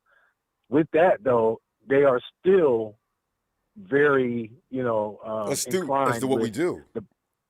Yeah, 100%. And they're running the exact same, it's pretty much the exact same offense and team that we're running. They're just over there, with a different, different colors and what have you. And then they got our players over there. They got Trent Sherfield, they got River Craycraft, they got Raheem, they got and they're inspired. I mean, totally inspired for this game. Yeah. I was feeling better to you. So you start talking, Ellis. Damn it. yeah. Hey, I'm just looking at it for what it is. I mean, yeah. But with that being, With that being said, though, Ronbo, this is just going to really be a test for us to see, are we are we capable of, with all of that stacked against us, can we still shut this team down, get a nice, strong, solid win? I mean, a win is a win. We win by 3, we win by 1, we win by 4. Win is a win. It's still a W. But I think we have the capability to really to be a major upset for Miami, because there's people who they got picked to win right now. I don't really look into we're that favored kind to of stuff win. much. We got a 4-point win. Oh, okay. A 4-point spread. Yeah. It's just because of our momentum, and they've been kind of winning all year, but it's just kind of like our style, and we're a comeback, we're a second half of the season kind of team. At least we have been the past few years, except for 2019 when we came out, guns blazing. But we still had a really strong season that year, with only a couple losses. But the offense needs to be efficient. I don't know if Trent Williams with his back spasms is going to. I don't know if that's going to rig. Yeah, McKivitz don't work. Yeah, I got to have Trent. When they have a very strong defensive line. Their secondary is not is not lackluster either. But yeah. Yeah. They got some good guys over there on both sides of the ball. So we just need to make sure that we come and play efficiently. Yep. Our third downs, we got to score on possessions after turnovers. Yeah. We cannot be, underwhelming when it comes to putting points on the board, or we will lose this game. And stall out. I agree. I don't want Robbie Gould on the field all day. Please, Kyle. Please, don't do it. Stop running Jimmy up the damn middle like was that Papa Dragon was talking about. That was dangerous anyway. I'm just tired of him. Jimmy's good for it, but stop putting it all on him when we're so damn creative. We have so many players. Like I was saying, run some backside tight ends, run dual tight ends on one side, or put one on one side, leave one to block, and then run the play to the side of one tight end, and then let one leak out on the opposite side. And put Jelon Jennings in the slot. All those guys are very capable. And I want to see what's his name just walk in. When Ayuk does that thing where he just walks past the end zone and Jimmy just dumps it off to him, and nobody around him because everybody's already occupied on their defense. That play he engineered is pretty. Ooh, that is pretty. I mean, then it should happen like that all the time. So I just hope that Kyle has his strategy together, his game plan, because it's really going to I think our guys are going to execute, but it's really on, did Kyle put together a foolproof plan that can be executed efficiently, and effectively against this team? You know what I mean? Because it's going to be a game of checkmate. These guys are going to be playing chess and playing with each other, trying to see through each other. What's he going to do next? This is going to be one of the most interesting games I think of the year in the NFL for just overall. You know what I mean? If I'm being, I agree. Honest. Well, fam, what are you looking at as a score?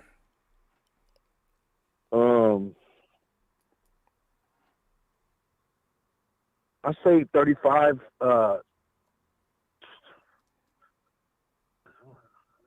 35-28. Right. 35-28. So you're taking the over as well. 46 points. All right. Yeah, for sure. All right, man. Yeah, we got the W. I'm gonna, hopefully we can keep them under 24 points, because I think we win the game if we do that. But if we don't surpass that, on the points wise, then we're gonna be in. If the Dolphins don't get that all in points in the first half, they ain't going nowhere anyway. That defense is serious about that second half. They make adjustments quick. All right, fam. I'll be looking for you Sunday. Incredible. Let's go Niners. Shout out to the faithful. Make sure you hit that like, subscribe. You know where you at. Wipe your feet. And thank you, Ronbo, for the platform, fam. Hey, thank you, Ellis. Shout out to that squad. All right, fam. Yes, See you sir. Sunday. Thank you. Appreciate you. Peace. And Matt Gaskell says, Tua is about to get exposed by the Niners' legendary defense. Niners win 30-13. Wouldn't that be special? If the 49ers if they shut this offense down, everybody, but you know what? After the game, everybody said, oh, hell, if Tua had his tackles in place, you guys wouldn't have got away with all that. Okay, get ready for that. But at the same time, if we don't beat these guys, hell, they didn't even have the best people on the field. See, there's no way to win this game with the fans. Rams, don't you even say nothing. Here he is. Fly guy, fly guy, fly guy. Ronbo. Fly guy, come on in, man. I've been waiting for you. Got the table all set. You want some red wine or white wine? Red. You got it. I got a great Merlot chilling. Fly guy, I tell you what, man. It's everybody's the mixed emotions here today. What are you thinking? I believe we 49ers gonna win because they're the underdog. Everybody know everybody know they're supposed to get blown out. So that might motivate the defense to go crazy and the offense take off. If that don't happen, I don't see how we win. Fly guy, I want to just let you know. Actually, the 49ers are favored by 4.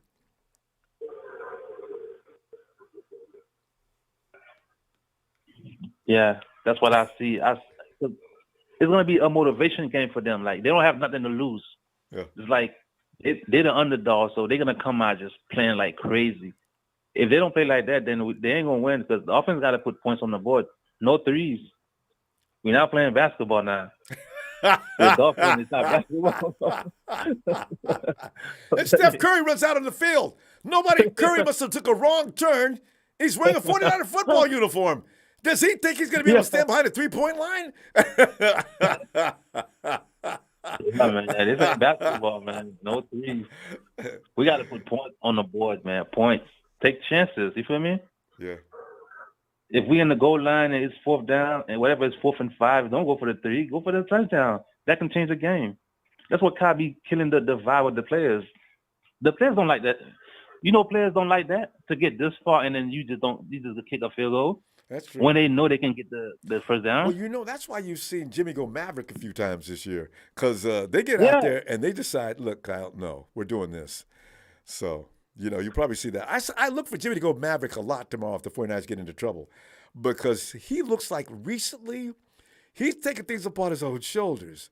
Some of those off-schedule plays, I thought that was off-schedule play, but I said, well, maybe Kyle called that and then we find out later. No, Jimmy did that on his own. Finally. Good, Jimmy. Good. Kyle's been making you look like a fool for 3 years in a row, at least. So, go out there and go for what you know. As Jimmy says, just play football. One thing about Jimmy, they can say whatever they say about him, but one thing about him, he win though. For some reason, he wins. You feel me? Yeah. Because he in the same record with Steve Young. I mean, Steve Young right now, right? He'll break the record if he beat the Dolphin, right?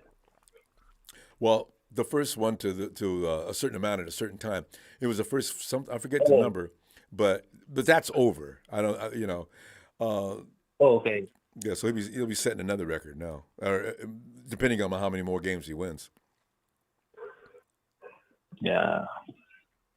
So lately he's been carrying the team on his shoulder though, because that game we won by 13 points. He took a lot of shots, and he's standing there and threw the ball. Yeah, he doesn't get any much credit for that, but I was impressed with that because Jimmy got blasted. Dude tried to tear his leg off one time, but normally he would have folded.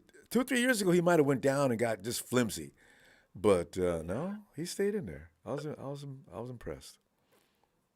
Yeah, I believe it's gonna be a motivation game, and if the offense gonna go crazy, we're not gonna win. If the offense go crazy. If they put 8 men in the box, Kyle should not run the ball. I'm telling you, if he do, the running back gonna get hurt, and he's not gonna put points on the board because he's gonna be getting 3 yards, 4 yards, 3 yards, 5 yards, 6 yards. But they're not. They have to because they're secondary. The 49ers are gonna eat their secondary up. If we can get guys out there. Think about it. The defense putting 8 men in the box. Why would you run it? It don't make no sense. No, they're gonna even if they don't. Does that make sense to you? But here's the thing, Fly Guy.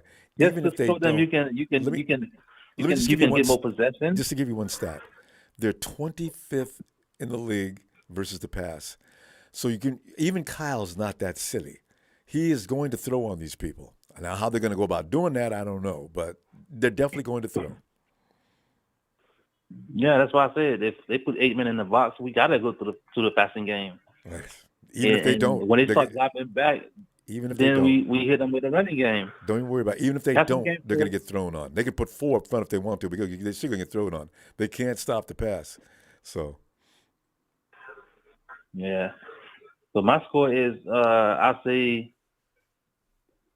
31-28 49ers. A nail biter in the fourth quarter. Oh, Yeah. no. I'm They're not saying getting down the 28 line. points. If we get 31, it'll be a land. This is going to be a serious ass whooping. Dolphins gonna put points on the board. Trust They ain't me. getting 28. It's not gonna be like. We'll see. They're gonna score it. I'm telling you. Tiflo, They have been 31 points a game. Fly Guy, Every game. you forgot who this defense is. They've been shutting people down. The Dolphins ain't going to be no huge exception. They may get a few more points than everybody else, but they ain't coming near 30. I watch different teams. Yeah. Their offense is not even close to what Dolphin offense look like. Dolphin offense look like they clicking in every area. Like they made the plays look so easy. It's like wow. One team has gotten over 30 points this year, and it won't be the Dolphins. It ain't going to be number 2. Okay, we'll see. I'm going to tell you about it, too. I'll see you after the game, fam. All right. Night, Fly Guy. Yeah, I'm. If the Dolphins score 30 points, I really will be shocked, because the defense is still humming about that beatdown they got from Kansas City. I had an injured Charvarius Ward. He was out there limping around. He just came off injury. I had several other players out. If the fam, I'm gonna find a Dolphin fan. I hope there's one in here. If you're a Dolphin fan, holla at your boy. If you guys score 30 points this weekend, come into the chat and I will praise you and your team for diming up on my defense. I don't believe it. I do not. Hey, Frank, get on in there with them fish sandwiches. Ronbo. Frank.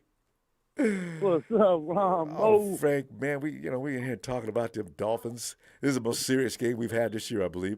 I'm trying to think anybody else we had even compares with this game. This is the game, Frank.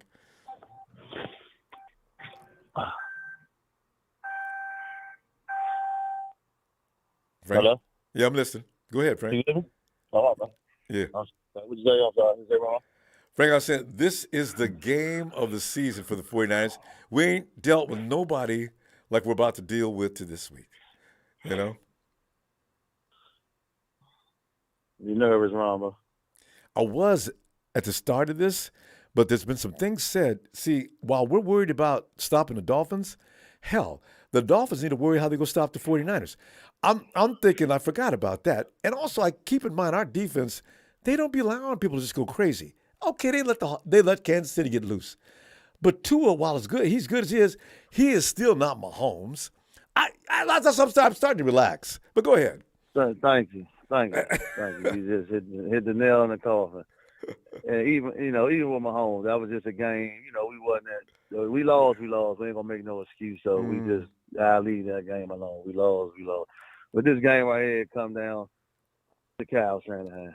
Wrong, That's what Papa Dragon said. If Kyle can, call Miami defense, is okay. It's not great, but you see that you can put a big lead up on the Dolphins defense as well.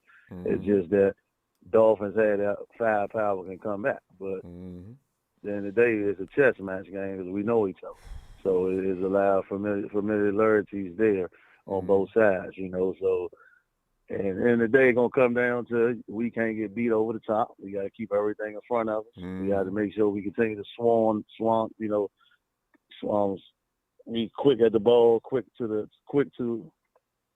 our opponent. Make sure whoever touched that ball, we swarm right there towards them, and like we've been doing, and they fast, so we cannot let them. And best believe, I believe Mike McDaniel going to try to throw some little trickery. Might put Tyreek Hill in the backfield, try to use him like now run him as a running back with just all some jet sweep. He's going to do some different. Tyreek's he's going to be close to the line of scrimmage and make some plays anyway. Because they want to nullify that pass rush. So it's all fall down on Kyle. Can Kyle call plays like he did when we played against the Saints? Can Kyle be creative and call some different type of trickery? Because we should be able to put up points. We should be able to put up points. Yeah, the defense. So there's no excuse. Great. I'm not. Yeah, that's exactly. I know our defense is great. I know, right? We ain't the number one defense. Hell for nothing. yeah, that ain't no accident. So got to put some. You know, so all pro Fred and Nick and the boys, man, we you know, it's time to go to work. And I believe in the defense that D'Amico gonna make sure they go to work. It's on Cal, man. This is on Cal. It's on Cal. And Frank, you'll like this. Smith S. Tua is not Marino. We could give him respect, but we need to chill out on him just being unstoppable. No, yeah, because Some of us do. Anyway. He playing good ball, and it's credit is. to his coach. And McDaniel putting him in position for him to be successful. And so, but like I said, the teams they played don't have a defense like the 49ers. Mm-hmm. You know what I'm saying? So we definitely should get pressure and get up in there on him, and you know, and make him, you know, then our men up front big, Armstead tall, Tua is short. So you know what I'm saying? So by him trying to block him from him seeing over our lineman, the defensive lineman, you know what I'm saying, that help us too. Yeah. You get what I'm saying? For him to keep throwing the ball, you know, hitting his spats and stuff like that. So like I say, to me, it boiled down to Kyle Shanahan on his play caller. You know what I'm saying? He need to call the right plays at the right time. Sometimes Kyle called the right play, but just at the wrong time. You get what I'm saying? So it's all Kyle Shanahan. It's on Kyle. You know, so we're gonna see if Kyle gonna be creative, where he been cooking up. You know, he got any new dish or anything like that. So we hopefully put some Old Bay and some, you know, some hot sauce and all that on that fish sandwich, man, and see what he cook. You know, so we gonna see what type of fish he making, man. So you know, that's all, man. So hopefully after the game, man, fish sandwich for everybody, I'm telling you, it's gonna be plenty. And listen, Frank, here's the thing too. Fred has been playing against this. Our defense has been playing against our own defense or offense for how many years? Pop pull. That was a perfect. That eased my mind. Fred is gonna be sitting back there bird dogging because he knows what's coming. Damn near every play. I forgot about that aspect. Yeah. The only difference with them that you could be concerned about. That's why I said they had to swan at the, you know, be quick to their ball because they have speed. Well, you can actually see when the runner's coming downfield where he's going to make his break. Speed. Because the Tyreek Hill passes him up. Yeah, and you cannot let Hill get in position in open space. Soon as they throw that ball, we need to be right there. Soon as they throw it, because they're going to throw a little quick screen pass, jet sweep. They're going to, you know, but then you're going to do all that to try to keep the defense all balanced. They're going to do some hurry-up offense. They're going to try to see, okay, we'll work. McDaniel, he is smart young man. So he's been in the Cal for so long, so he's smart. He knows. He's going to, you know, try to figure some things out. Yes.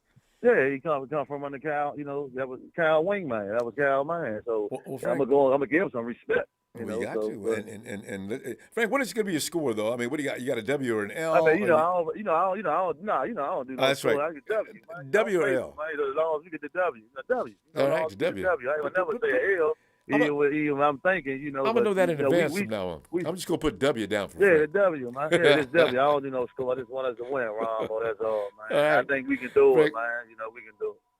Well, Frank, I'm gonna see you Sunday, and I hope that W is absolutely right too. All right. Yeah. You see me Sunday, Ronbo. Right. Love you, man. Love you. Love you back, fam. Everybody have a blessed night, man. All right, Frank.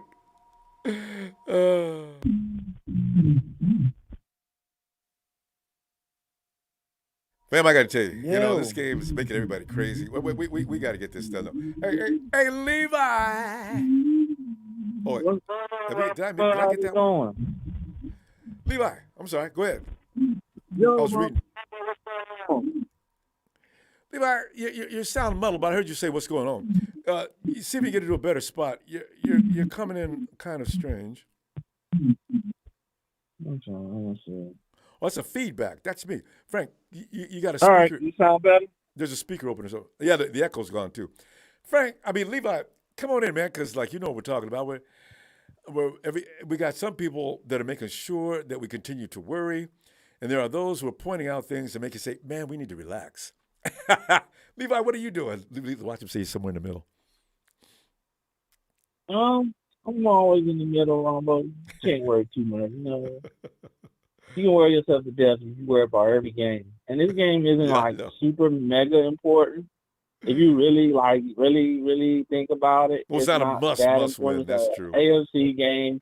This is more of a pride game and more of a what we're gonna have to listen to when we listen to the media. oh, the 49ers look like they really you're are right. fraudulent or something. That's bought them the most, but for our team success, it's not that important. Yeah. But you could salt it away. If they win this, we could go 8-4. I don't think the 49ers could lose the West, NFC West, if they do that. But you know. Yeah, but it's still, it's a game. A lot of drama with it and a lot of stuff. Most of the drama was fake drama, like I told you. Everybody always came out and said, "Nah, we ain't throwing no shots at Jimmy. We on a new team. We want to prop up our own team. We ain't got nothing to do with the old team." Yeah. The thing is, he said that he also said good things about Jimmy in the interview that was left out. So, like you said, media. Yeah. Media just do something they love to stir that the pot. interesting. Yeah, that's how they make their living. Yeah. So, now, Ronbo, there's 3 things I wanted to talk about. And I'm going to try to go through them quick because I know you got a lot of time. Okay. First thing, I never got to say the second part of my opinion of the last game. I was too busy defending people. But I don't think anybody played that great. I don't think the defense played that great. I felt like that was the most flukiest zero that I've ever seen. Oh, you mean last week? Come on. Hufanga, unless you would tell me that Hufanga has mastered the fumble by ramming his body into someone's arm and triggering fumbles. It was perfectly timed, though. Yeah, so unless he was intending to do that, that's lucky. And plus the guy that was the Saints that dropped the ball that hit his hand. I mean, so that was and then a missed field goal. Most of that was lost. I wasn't mega surprised. I thought we were gonna win, but I wasn't that surprised.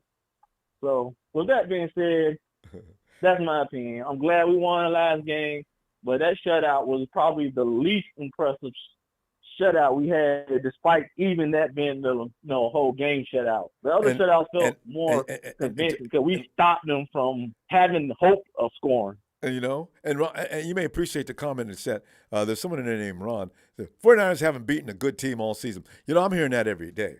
I got Raider fans in my family, and I have to hear from them. Man, y'all ain't beat nobody. But you know what I like to tell Raider fans, though? The Raider fans, I tell everybody I know this for you. And we ain't beat nobody, and y'all ain't beat anybody.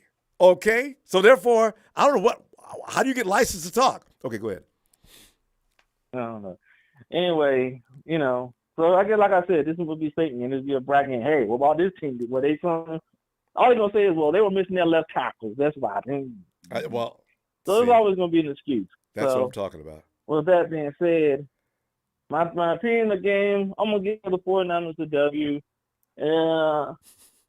It's hard to pick the thing because I don't know how great our defense is going to be. DeMarco Ryan, maybe he's going to be a little bit more on edge. Don't want another Kansas City game. It's supposed to be the number 2 offense. So this would be a really good time for him to try to bounce back, a real bounce back, because now he's going against a prolific offense, and they didn't really look that good defensively defending the pass game on the last one. And then we got faster people that will probably make it in if you play that sloppy. Yeah. But I'm a 49ers fan, so I'm going to be optimistic, and I'm going to say this is 27-20. 28-20. A touchdown? I'm going to say 28-20. There was most of the points in the first half. So Vegas will love you. I guess it depends on what the money line is. If more people are voting for the Dolphins, then they'll love it. If it goes the other way, they might not love it as much. And they'll change that line, too. A few hours before the game. Well, I mean, isn't it like once you bet, the line that you bet under is stuck? So even if they change the line, I mean, the future bettors are going to be ones affected by it. Vegas ain't right, because if they see where they can actually lose money, they start shifting things. That's all right. They still will lose money. Yeah. So, and then the last point, Ronbo, I want to ask you a question. This is a 2-part question with a one-person thing, and it's about our boy Jimmy. Okay. How do you think Jimmy has played both for the team and for himself? Rating from 1 to 10, with 10 being the best and 1 being terrible. Yeah, I give him 7.5. Jimmy has made good on which one? On whether it's for him or the team. That score was gonna.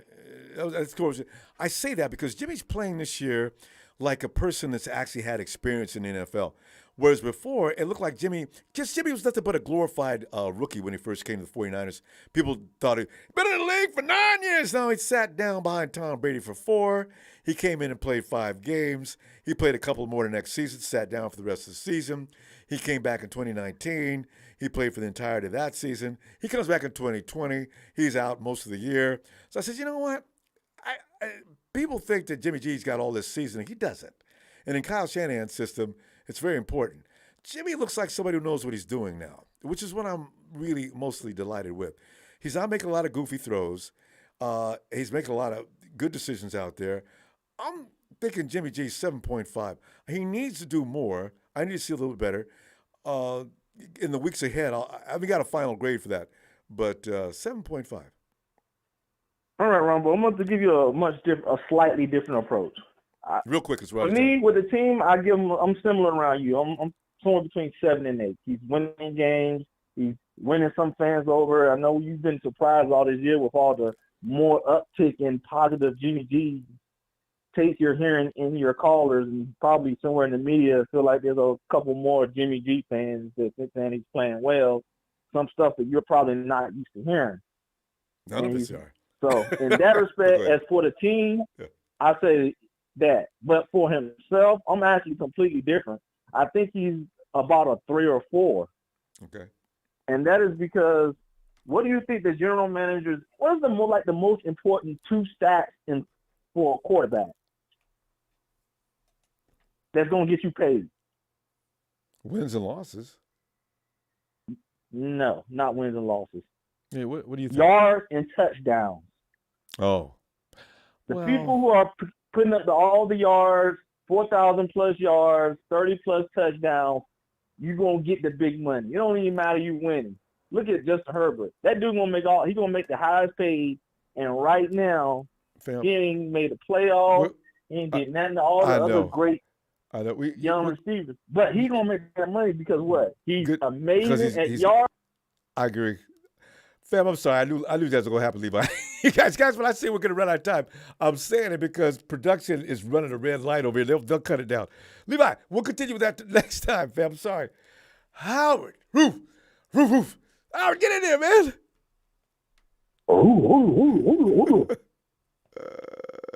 Hey, yo.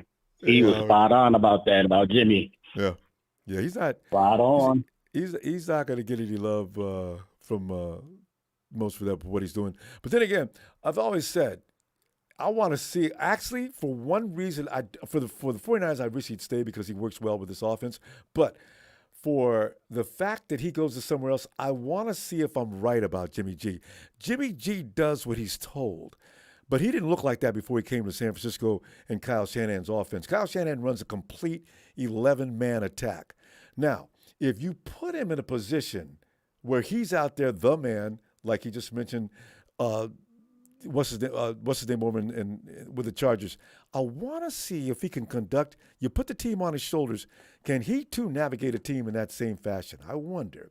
But until we'll never find out, because as I say, Kyle Shanahan is not about the quarterback doing all the heavy lifting. It's about how good he can make that team function.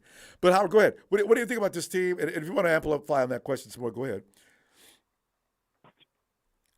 Well, as far as what you were saying about Kyle controlling the things and all that, but I would think that's fully it. We don't know that for sure. I mean, we've seen Matt Ryan. With Matt Ryan looks so much different, this offense. It was far more aggressive. Wasn't completely his team. This is. No, it wasn't his team, but it was an aggressive style of attack. You know what I mean? It wasn't deliberate run the ball 30, 40 times. You know what I'm saying? That's another point. Look who he had on his team. He's got seasoned vets, Devontae, Julio. He just had the table was set. All he had to do was go out there and apply his program. Kyle built this team from scratch. Jimmy, for the first 2 years, didn't have diddly squat for offensive weapons, really. And then he went down to injury and came back, and he got a little better. Now he's got plenty of weapons. There's a difference in this Jimmy G than what we saw in the beginning, and that's probably the reason why. I mean, it's a little different, side. you know. He's not throwing the arid balls as much, you know what I'm saying? I'll say that. You know what I'm saying? But as far as his precision goes downfield and, you know, him being aggressive and giving guys a chance, still hasn't been enough. I want to see him on that kind of team. I want to see him when the coach gives him the ball and says, "You got it, do it." I want to see what that looks like. He'll never happen in San Francisco. Never happen. I think he can do. I think Kyle will allow him to do that if he actually did it. He does it on his own. You saw no. I think Kyle minimized that because he sees he can't do it. No. He doesn't throw the ball down the field. He does it because that's not part of what they want to do. You seen that? Remember Tevin Coleman when he did that interview? He said, Jimmy and I discussed this before the game started. That shot down the sideline, and everybody says he can't throw outside the numbers. I saw his college tape. Jimmy G is nothing like what he was in college. Why? This is Kyle's offense. He'll do like he's told. I give him credit for that because not a lot of quarterbacks can do like they're told and make it work. Well, he's not doing it here. I'll say that. Well, so Howard, like I said, whenever he gets the chance, he doesn't do 9 it. times out of 10, he doesn't get it. Give me some on this game, though, because we're going to run out of time. Yeah, go ahead. Give me some on this game. Yeah. Yeah, a lot of people are really going crazy about what this score is going to be. I don't know, man. I do not see a high-scoring game. I think the game's going to go, though. I think it's going to be a low-scoring game. I really do think it's going to be a low-scoring game. 2 reasons. It's going to be raining, number 1.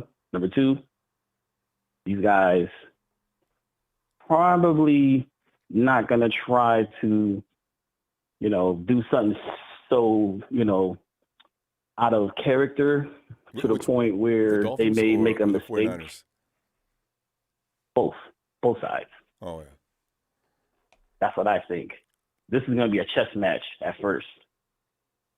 So the first quarter, second quarter. Yeah. The 49ers don't play until the second half. I mean, they went to the beginning of the season, they couldn't play the second half. Now they don't play the first half. They play the best ball in the second half. They're so strange. Yeah. I think this is a different game, man. Like it's gonna be a tit for tat kind of game.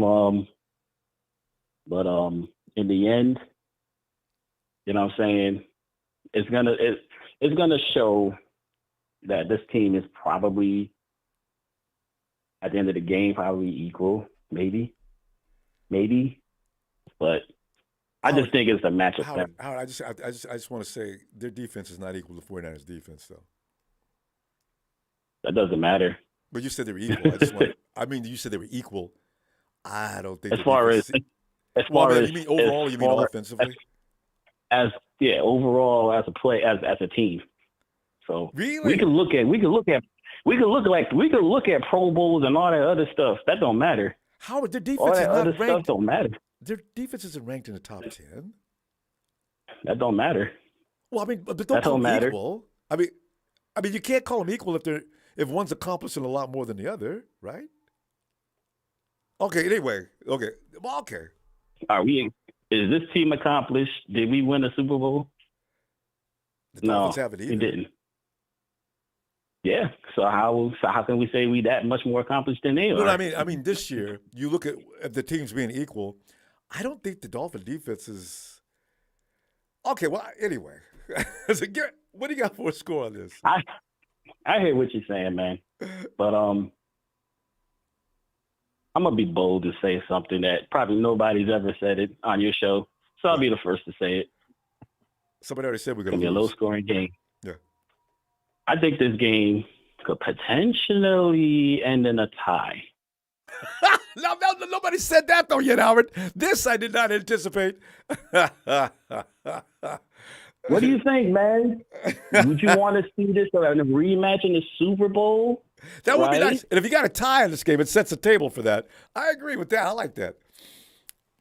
Not good for the record, but still. Tie. I said it'd be a tie, 20. Nobody's ever predicted a tie before the game, Howard. You're the first. I mean, in all the years I've been doing this, nobody's ever predicted a tie. Good stuff, Howard. You can go down on record if it happens. Nobody's ever going to forget you again. We gotta go, fam. I'll see you Sunday with the tie. All right. No, hey yo, be easy, big dog. You do. Roof. It was Howard with the tie. There's a first. Not Howard. And let's go check it. Hey, Bryant. A tie. Would that be crazy? Hey, Ronbo. Bryant. Well, Bryant, your thoughts. Miami coming to San Francisco. What's going to happen here? Well, I'm right. It's supposed to be raining, but it's supposed to stop raining before the game. So that might make it a sloppy field. Maybe they'll tarp it. If raining they'll all tarp day, that that field, might be better for us. They'll tarp it if it's raining before and stops. They'll probably tarp it all Saturday night anyway. So that might not really be a benefit for us then. But I'm thinking the Niners will win 28-21. That's my score. Guys, don't unmute yourself. Okay. Brian said 28-21. All right, go ahead, Brian. And, just like Howard said, expect the unexpected, like it could be a tie or something like that, it could be really wild. God, everybody's going to be pissed. Even in Miami, they're going to be pissed. I'm getting really excited. I think, like the Niners could shut them out in the second half. They get a couple quick scores in the beginning, the first and second quarter. And then the Niners, we get a couple scores. And then, depending on how the coin flip, goes, if we get the ball back in the third quarter, then we can just dominate the rest of the half. But I'm telling you, it's going to happen. And it might not happen this game, Ronbo, but maybe in the Seattle game, there's going to be a fake punt. Somebody's going to do it. And Mitch Wisnowski's more than capable, Brian. Oh, I've been wanting. Kyle will not let him loose. If that big guy starts running, they're not going to bring him down right away. And he knows how to run and carry the ball, too. Oh, Kyle's been waiting for that opportunity. He doesn't just have to run. He can throw it, too. It's going to happen. So expect the unexpected. If it might not happen this game, I'd like them to do it against Seahawks if it happens at all. But the other thing I was thinking is make sure everybody, if you guys are listening, go and vote for your favorite Pro Bowl players. Oh, yeah, that's right. It's all underway. 49ers. Yep. Let's get Tabor Pepper in there and Robbie Gold, Mitch Wisnowski, and everybody, stay faithful. Watch the game. Hit the like and subscribe for Ronbo. And Ronbo, Thanks, what do you think? I mean, are you feeling really confident against Miami or? Not really. I think I'll be able to relax after the first quarter because I want to know if the 49ers are really going to do to that offense what I think they're going to do. Brian, the 49ers are probably still a little pissed off about what happened when the Chiefs came in there and embarrassed them in their own house, right? And then they're probably sitting there, hey, guys, ain't going to be no repeat. Are these guys supposed to be high-powered?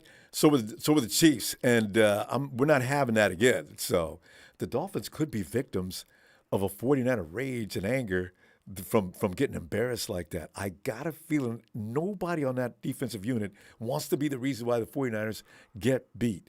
And I mean, I'm talking all the way down to Demo Lenore, So I'm thinking, yeah.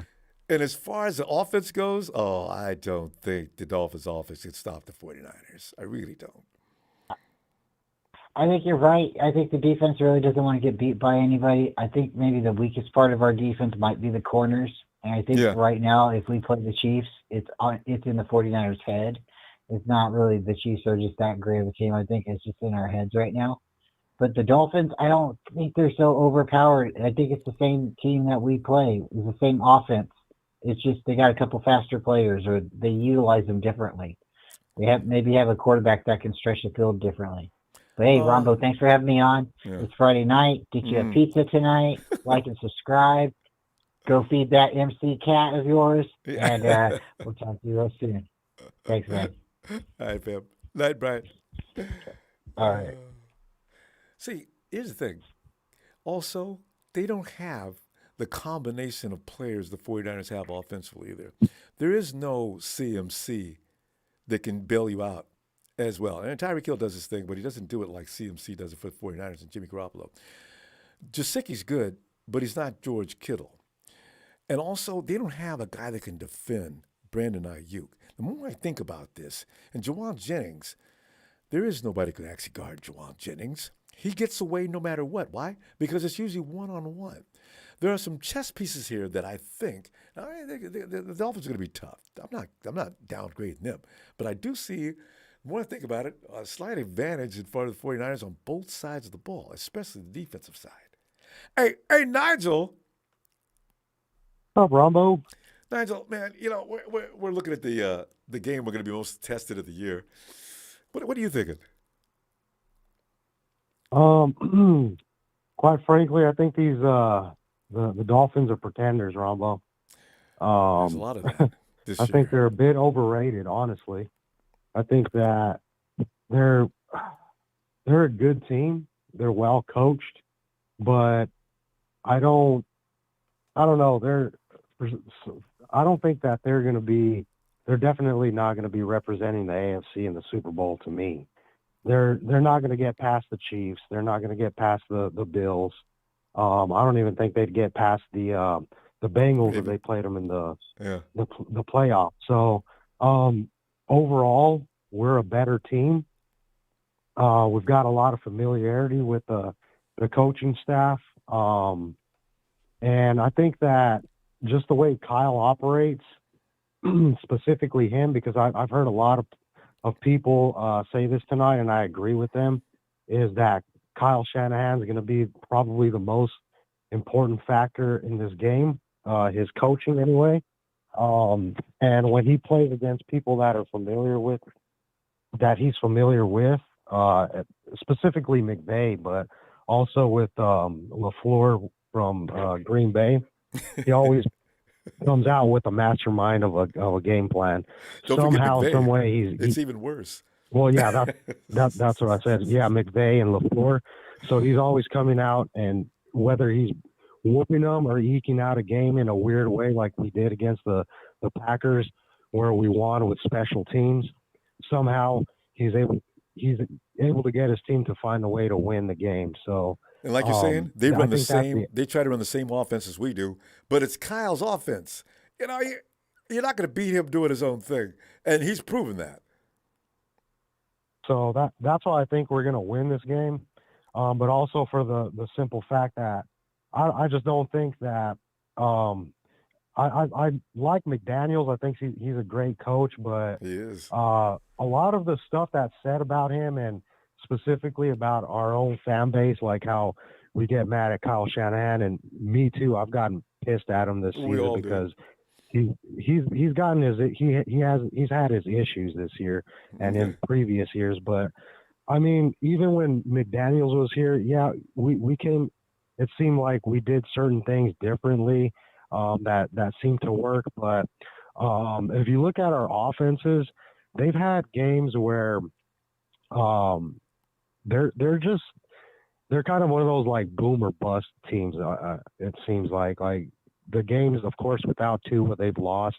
With them, they've won. But if they're on, they're on. I want to point one thing out. Anthony's pointing out very, very, and I saw this score as I looked down their schedule. They beat the Lions 31-27. Now, if the Lions would have played a little better defense, they could have won that game. Now, if that's the case, and they lost, barely beat Buffalo. So if you bring a tough defense in there, normally, especially, and Buffalo plays them again, they probably beat them to death. That's what they did the Patriots last year. So you might be right about them being just slightly pretending. I think, they're like the Cowboys and the Vikings. They're just like, they have a good record and they're winning games right now. Yeah. When you meet them in the playoffs, though, that's when you're going to find out who they really are. We got to give Kyle credit when he gets to the playoffs, except for the couple of times. Kyle will get through the playoffs somehow. And last year, if we don't have a hurt Jimmy Garoppolo and a hurt Trent Williams, we're in the Super Bowl last year. The Rams can't beat the 49ers with the 49ers healthy. No way. And I don't need everybody healthy. I just need my left tackle and the quarterback. They can't beat him. Yeah, and plus with Raheem Mostert, and I love that guy. He's a legend for what he did, in the playoffs for us to get us to the Super Bowl. But with what he was saying and kind of the vitriol he was spitting towards the team a little bit, kind of like backhanded compliments sort of thing, I think that's going to light a fire on the defense. And then what's his name? Hill was coming out and kind of a fan of the trying Flames. to give us a little bit of respect. Yeah, like he's trying to walk it back a little bit because they know, man. Like, people already got over it, Tyreek. What are you doing, man? What are you tweeting? Right. That's what we gotta get your score because we're gonna run out of time here. Production's cutting people off tonight. Just because our offense is kind of, I don't trust it 100%. I think it's going to be a close game. We're probably going to win, like, I would say 35-33. Wow. Well, that would make Vegas, because there's a 4-point spread right now for the 49ers. So, yeah, you'd be on target. Hopefully the offense is on point. That's all I want, is the offense to be on point, and we're going to win this game. They'll be fine. As long as their defensive line doesn't crush us like we did last week, they'll be fine. All right, Phil. Yep, and both will get like five sacks. So, all right. Thanks for taking my call, Ronbo. Have a good rest of your night, man. Good to hear from you. All right. Have a great night, Phil. Yep. You too. Vader! What's up, Ronbo? What's going on? Vader, man, we're just sitting up here looking at this game. This is the most intense game. Oh, actually, you know what's so funny? Because I think most Chiefs game was even more serious than this. Because we haven't seen them in years. And, we just couldn't wait to get back at him. We weren't ready for him, but we weren't ready, But we're ready for this guy. Oh, yeah, we're ready. Yeah, exactly, man. But just to get into this really quick, wow, because I've been listening to most of the phone calls here and looking at this chat here with Mr. Market Pro. He needs help. But anyways, looking at this defense that we have, I mean, I wish we were still running a 3-4 defense. You know me. Because I think we can actually hold their offense due to our speed. I think Fred's he's got to stay focused. He's got to stay in there. So does Robinson. You know what I mean? That's his swap guy, Curtis Robinson. So both of those guys got to be on the same page to make sure that Greenlaw, Algier are on the right combination. But I see Huff having a huge game. He's going to be our X factor, man. Yeah. And the thing is, I heard one caller state about Huff taking that whack. I mean, this kid right here on the offseason was training with Palomar. I mean, the kid's just brilliant, bro. He's just a brilliant football mind. And if you guys can't see that, it's pretty sad, man, because the guy's awesome, man, at safety, man. I think he's going to be our X factor there. We're going to, but again, our speed is a lot better than their offensive speed. And if Mr. Tua is going to be running around there on the outside trying to get the ball, because, he forces things down the field a lot, especially to Hill, because Hill, it's like, come on, man, you got to cover him. You got to cover him. We can't be making those mental mistakes. And, I'm hoping that Womack comes out of the gate, comes up pretty big for us too, also on the defensive side of the ball. And we'll see what we look like with Armstead out there, man.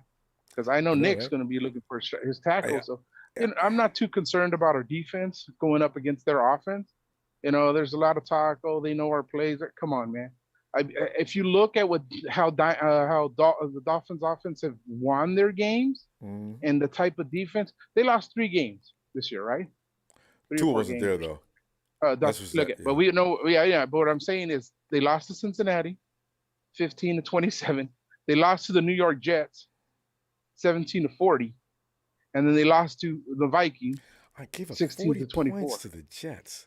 Okay, so let's get that defense crap out of the way right now, okay? Because DeMarco's going to call up a beautiful freaking defensive plan. If Salah came up with a plan like that for them with Sauce in that corner, but like I'm stating, we got to make sure that they stick to their man. They just got to stick to their man. I know, he's going to try to extend plays, but they just got to stick to the man. And 85% of the time he's throwing down the ball down the middle. So Huff They should run the have same offense. Yeah, they run our same offense, exactly the same. Because it's McDaniel. I'm not going to be here arguing about that stuff and stuff like that. I mean, if we had Verdette, if we had Mosley, come on, man. Kinlaw, please. Especially for that Kansas City game. But again, we lost the game. We got to move on. This is a new game here, and we got to make sure we don't make any mental mistakes, Rumble. If we lose this game, it's because of us. If you actually look at the total picture here. No, I agree, and I think their head's in the place right now where the swag is starting to develop. They know what they're capable of, their identity, and they've established their identity. They know who they are now. I think they're going to be pretty tough. Yeah, and then we got Flanagan. He's a good rotation guy, and then Hyder, of course, Jackson. He's our third rotation guy. Backing up E-bomb. So I mean, come on, we got depth. So I mean, I'm not even going to kind of get into it too much on that. And then on the offense side of the ball, of course, who's going to protect who? Who's going to? I mean, you're going to double cover Devo, all right, and you're going to leave Christian, and you're going to leave Ayuk, and you're going to leave Jennings out there and Kettle.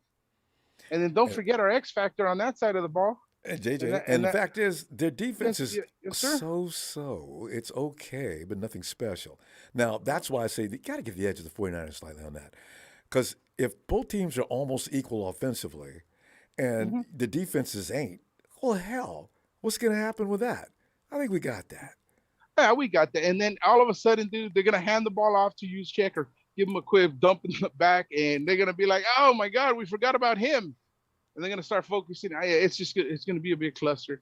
I think it'll be more of a game like the Jets played with them. And also Debo and Vader, Debo's kind of hurt, right? So that means McCaffrey's going to get a lot more looks. I want to see what that looks like. We've already seen what that looked like once. McCaffrey turns into a wrecking machine, a one-man crew, right?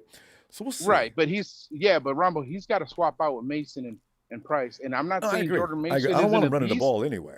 I think Jordan Mason's going to be a phenomenal player, but he's got to hold on to the ball, Rombo. He's got to hold on to the ball. Vader, everybody says that he's really good at everything he does. He's just got to hold on to the ball. We're going to find out too. Vader, give me your score before we get cut off. What do you got? Oh, you know me. I ain't got no score, brother. I just want to get this. We just want to get this W, brother. We got to win this W, and we got to dedicate the rest of this season to Coach Tim. You know what he's going through, Coach bro. Brother, we gotta go ahead and win this for him, man. And again, stop knocking Jimmy. Leave him alone. He didn't have a preseason. I'm done with that already. Yes, he didn't have a preseason. He barely came on fire during Cardinals. We'll see what's gonna happen this Sunday, so he can shut these people up. Jeez, Louise, man. But anyways. Let it go on Ready Go Radio Ronbo Sports, and hit that like and subscribe, guys. And shout out again to Big Show TNT as usual. And you have a good night, Rombo. You too, Vader. Looking forward to Sunday, fam. Absolutely, brother. Absolutely, no worries. Thanks, fam. Hey. Oh, HBO is AYCHEBO. I love the creativity of some of these things. We cannot look at who the Dolphins lost to for facts. Tua did not play in those games. They lost. Tua is still undefeated this season. Yeah, I made sure that we remember that. Tua wasn't there when they lost. So he is still it's really something really ironic. They don't win without Tua. What other team doesn't win without the quarterback? Isn't that amazing? Kyle Shanahan and Mike McDaniel have a similar thing. Once they got a quarterback that understands what they want them to do, he wins. You put somebody else in, they lose. Kyle without Jimmy, even though people love to knock Jimmy to pieces, he wins. When Jimmy's not there, they lose. Scary, huh? Hey, Bethel.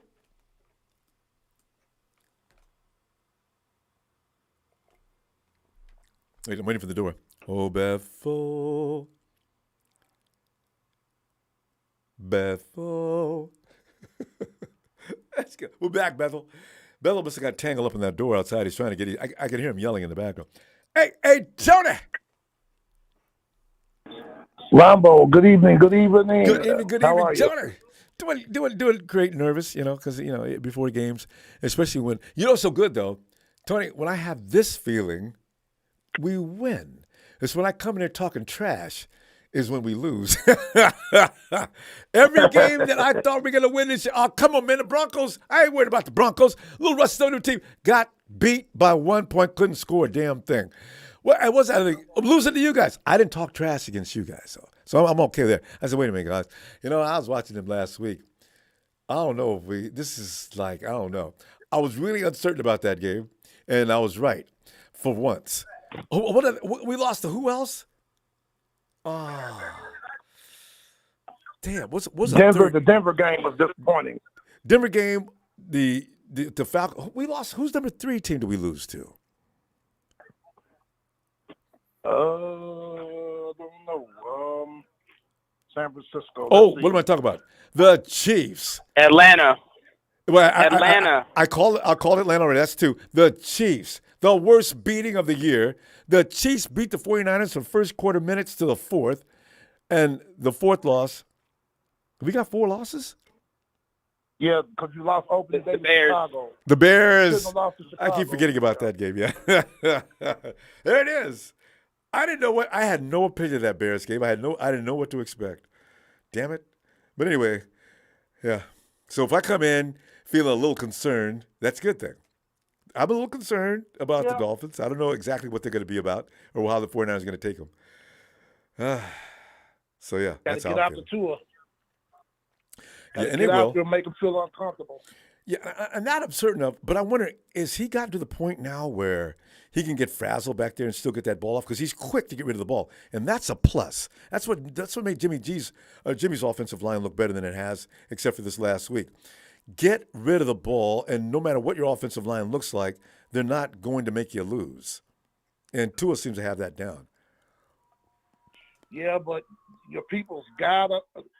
The one thing I'm concerned about in this matchup, I don't know how you guys are going to do against Hill and Waddle, but Ronbo, you got to cover Gesicki. Gesicki is going to be a thorn in y'all side if y'all don't cover him.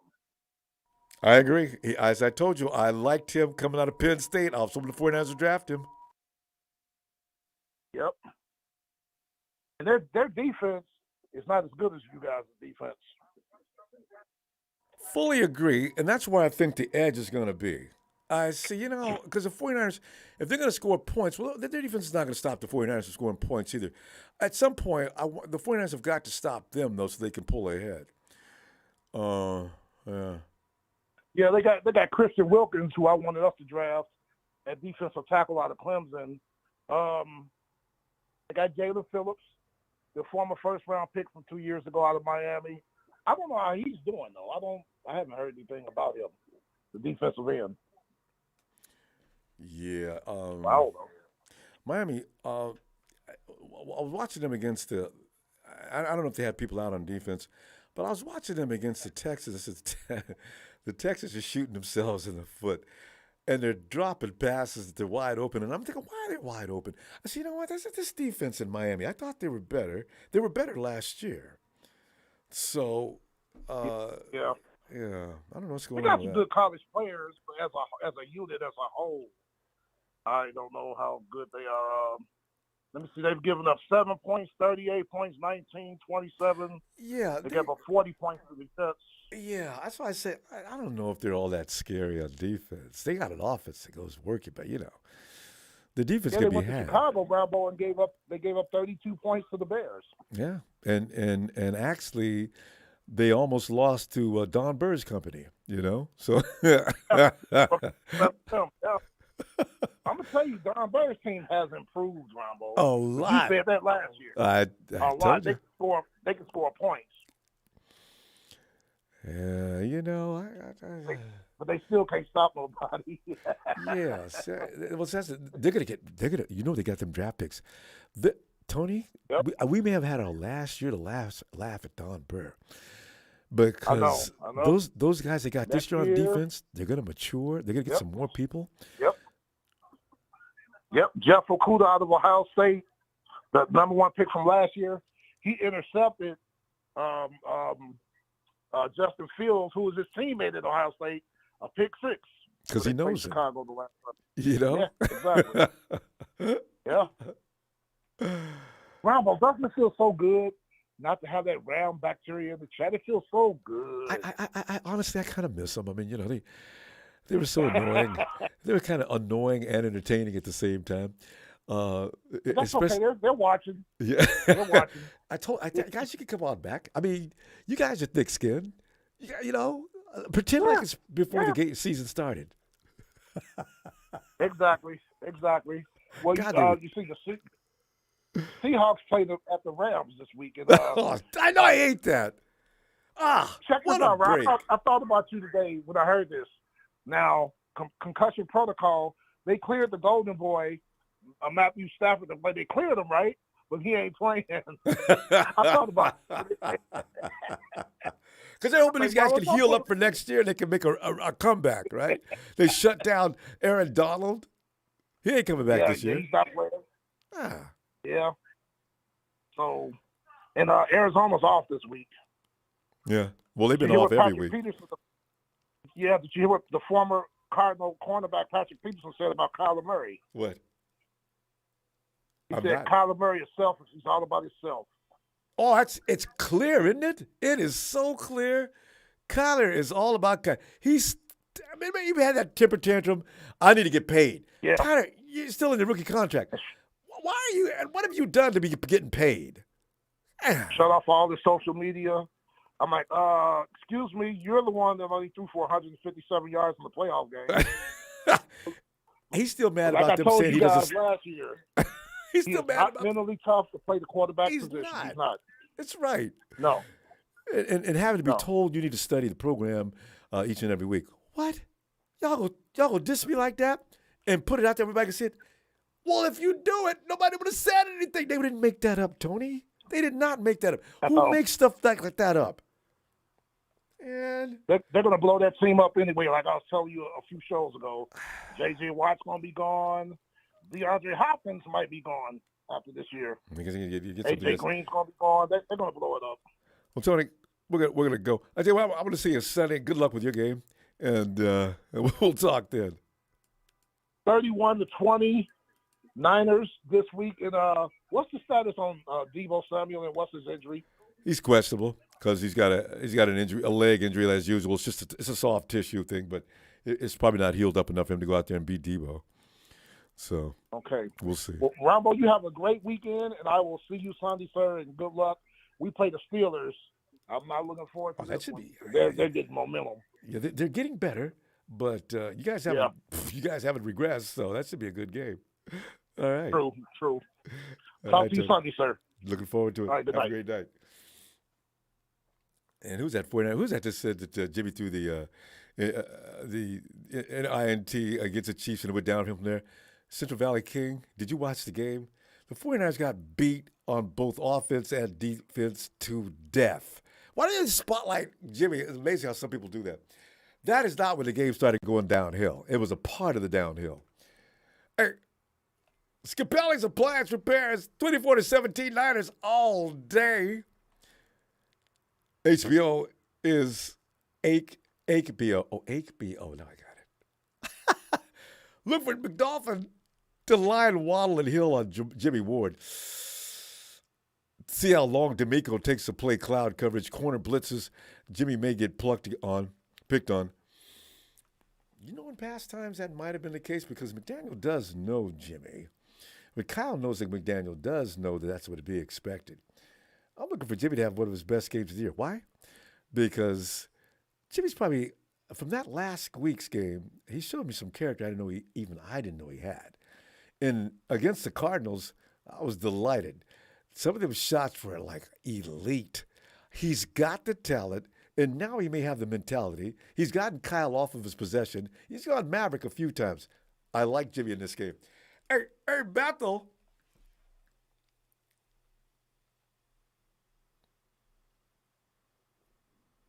Bethel. I think Bethel, he would answer, but he never goes that long. Hey, let's go to Tony, he's putting his house together now. Hey, Tony. What's happening, Ronbo? Tony, we're just sitting there looking at what we're thinking is the most difficult challenge of the year. Tony, a lot of people think they're not to be taken that seriously. Other people are thinking, oh, my God, we're going to get killed. Tony, where are you at in all of this? I think they throw over the middle as well. They run the same offense exactly. Yeah, they throw a lot of ball over the middle, but I think where the game's going to be won or lost is with our secondary. If we can shut those speedsters down in the secondary, I think it's game over for them because their defense is, what are they, 22nd or something? Yeah, they're just average defense. I don't know that. Yeah.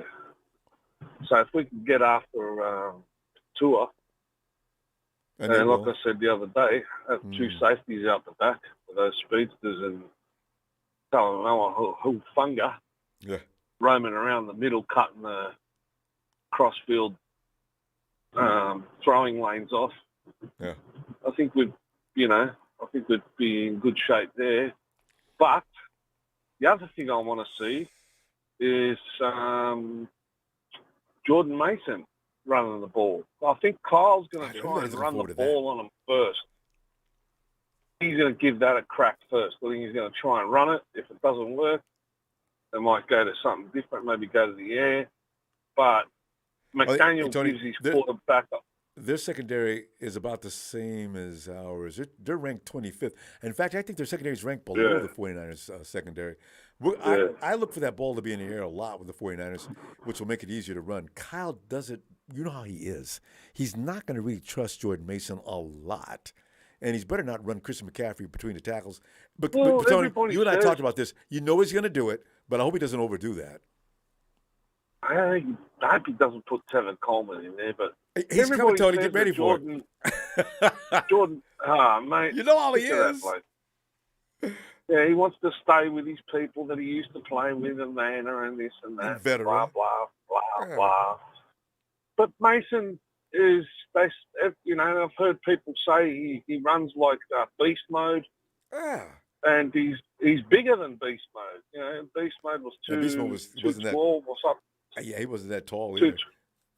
So 212. This guy's like 224 or something like that. Maybe. Hey, Tony, beast mode was just the Tasmanian devil coming down through there is what he is. If you can run with that kind of rage, you know, people get out of the way or they get ran over, you know. That's the thing about beast mode.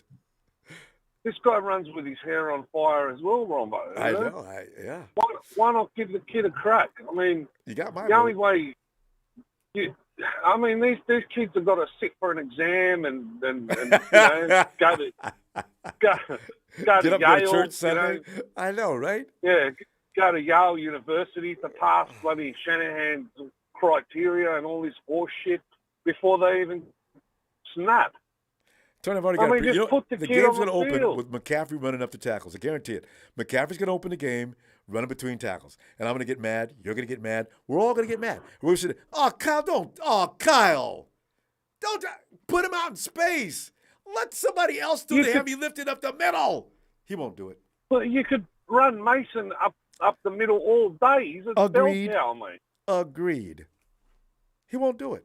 Why would you run McCaffrey, Kyle. There, he just put him out the back with Debo and everybody else and confuse the shit out of the opposition so they don't know which person to double team. And any 49 players watching, just remind your coach, Kyle, please, Kyle. God. Open the game with Jordan Mason. We're gonna have some sort of quality control over Kyle. maybe a match. Let him run the ball up the hole. About the gut. Man, come on, Kyle.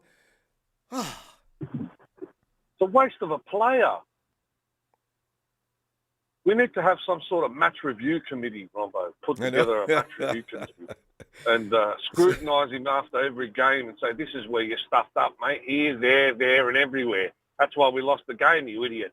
Give the quarterback some freedom. This is why Kyle doesn't have social media. He'd be getting beat up every game. Kyle, why in hell would you run? Why did you run McCaffrey up the gut? You put him out in space, put him in the slot, run him on the stretch. But run enough to get him in the tackles? Kyle, I can coach better than that. How much you getting paid? I'll take half your money and do better. You know how people get emotional. Exactly. I want him to give Jimmy some freedom too. I want him to let him be audible for once in your life. You have goose. He's doing it now, though. It seems Jimmy's doing that on his own. He's going off schedule, as they call it. I don't know if Kyle gave him permission to do it audible, but Jimmy's going off schedule on a lot of plays these days. Well, that's just helping us win. Right? You remember your play sucked, and Tony, give me a score. What do you got? W or L? You got a score? If it's I reckon it's going to be. If there's any rain, it's going to be light. So if it's rain, I'm going to go 24-17. All right. Niners. And I already know who you're picking. All right, Tony. If he gives the quarterback freedom and he runs, what's his name? We could McCaffrey. blow him out. You never know. God. No, not Christian Jordan McCaffrey, Mason. Jordan Mason. Tell you. Well, Tony, I look forward to hearing from you Sunday, and this should be fun. I can't wait for the game. I can't wait. I know. All right. Shout out to everybody, and see you in the next chapter. Looking forward, Tony. Cheers. Cheers, mate. Oh, God. Is there any one of us that disagrees that Kyle could run somebody else up in them tackles? I mean, just, Kyle, please stop doing that. HBO. Ronbo, who's your X factor for the 49ers offense? Jawan Jennings. Jawan's going to be my X factor every week. The dude is clutch. When nothing else is working, Jimmy finally look over there. Even McCaffrey's not available. He looks over and looks for Jawan Jennings, and Jennings brings that puppy down 9 out of 10 times. I love that dude. Hey, Steven. What's happening, Ronbo? Steven, it's our most tested time of the year for the fans.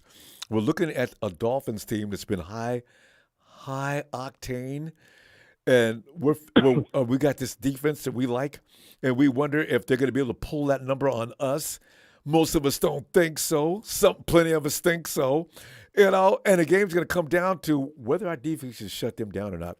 Because if they're on the field all day, that'll keep us offensively off the field. There's you know how that goes. But what do you think is going to happen, Steve?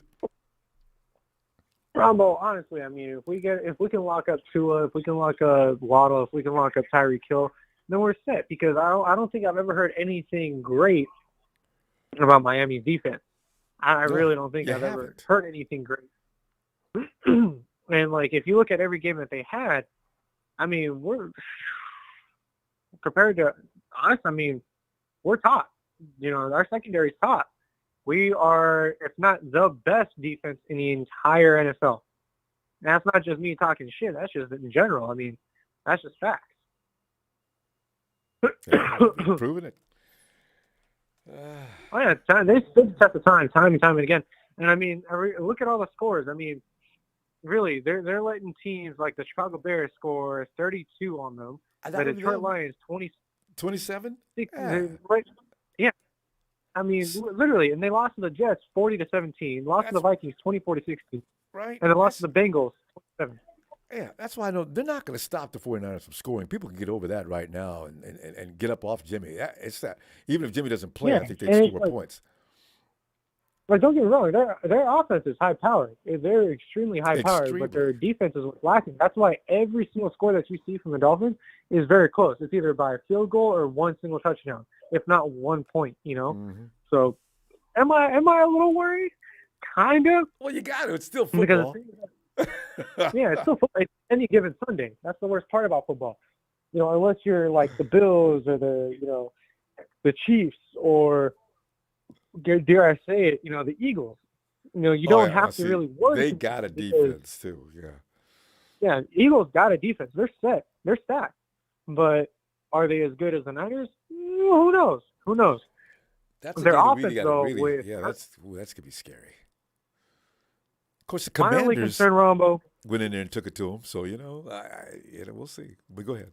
Oh, yeah, because they smacked them up the first week, Ronbo. I'd be going in playing lights out, too, if I got smacked up the first week. Well, okay, I got a second chance at you. I'm going to get you. I did the Eagles. But, I mean, really, in reality, Ronbo, I can't give you a score because every time I end up giving you a You score, can I'm get pretty sure everyone has WRL that is fine. score. They always lose. They always lose. But you know what, Ronbo? My only main concern is seeing how the 49ers are going to do in the first leg. If not, if we end up playing, if we end up playing the Eagles. Yeah, I'm probably gonna be up for 3 days before the game. I won't be able to sleep because that's a really physical team like the 49ers. Physical football. Anytime like the Falcons, physical football teams. When they muscle up with us and we put our muscle against their muscle, I hope Javon Kinlaw's back. Hope Eric Armstead can stay out there. It'll be crucially important. We need the badasses on that front. Offensive line, man, we just got to keep Trent Williams on the field, you know. I'm excited though. Because I'm hearing everyone saying let Jimmy cook, and I couldn't agree more. Because when Jimmy cooks, we see some phenomenal play calling. I mean, his audibles sometimes are awesome. Even when he forces it, they're scary. But goddamn, are they worth? Are they worth their weight in gold? I mean, shit, man. It's Kyle. It's Kyle, 100% Kyle. And it's like, do I fear McDaniel? Kinda, not really. Kyle's, subordinates always do terrible against Kyle. Agreed. I love that part the most. Josh knows. Mike knows. Yeah, hell yeah. Everyone, the Rams knows. Cliff Kingsbury knows. Who else? Shit. LaFleur knows. I mean, LaFleur and McVay. Yeah, Matt LaFleur. We own all three of those teams. 100%. We own all three of them. But man, it's just crazy, man. This whole thing is just crazy, Ronbo. I mean, I hope everything goes well for the 49ers. I really do. If I were to give a score, it's probably going to be a shootout. It's not going to be a lights-out game. It's going to be a shootout. Who can, score the most touchdowns in the first and second half? Because if you've seen Waddle, which I think everyone has in Penn State and in current, Miami Dolphins offense, that dude is just something else, man. As a tight end, he shouldn't be doing it. It should be illegal what he does. Him and Hill together are the most scariest combo in NFL. But you see, D'Amico and his guys, D'Amico's brilliant. He's not getting enough credit for how brilliant he actually is, for how he sets those guys in position to make plays. So I'm thinking like Tua, this is his second year, right? Yeah, it's his second year. Yeah, but Ronbo, if he gets folded, oof. See, the thing is, which he will. Fred says, "Oh, he gonna play the same offense my team plays." Okay, let's go. See, Fred, he was that guy that you read about every day.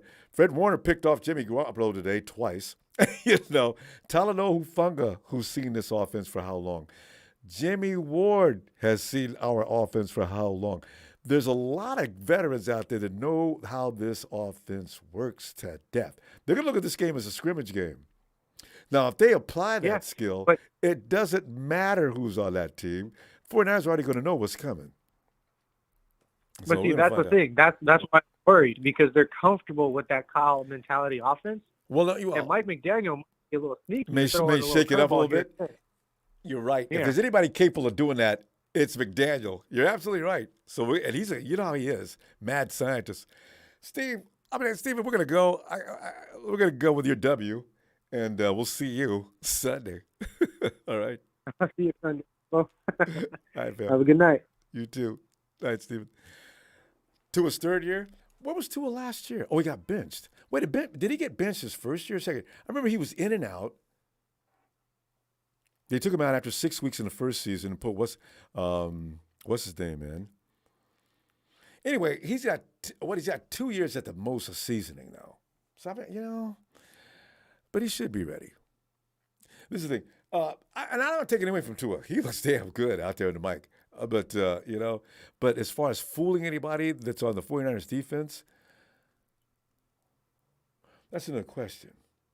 Hey, JJ.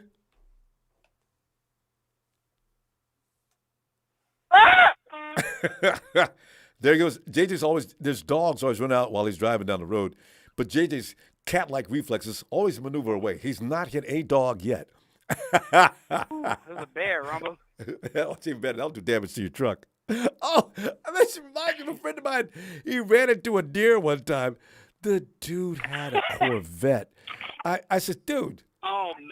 Oh, my God. That's fiberglass, brah. What are you going to do? He's crying. I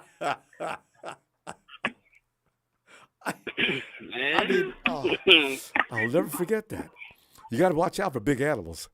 But, JJ, and I know you do. What's going on, Rob? We're contemplating this game.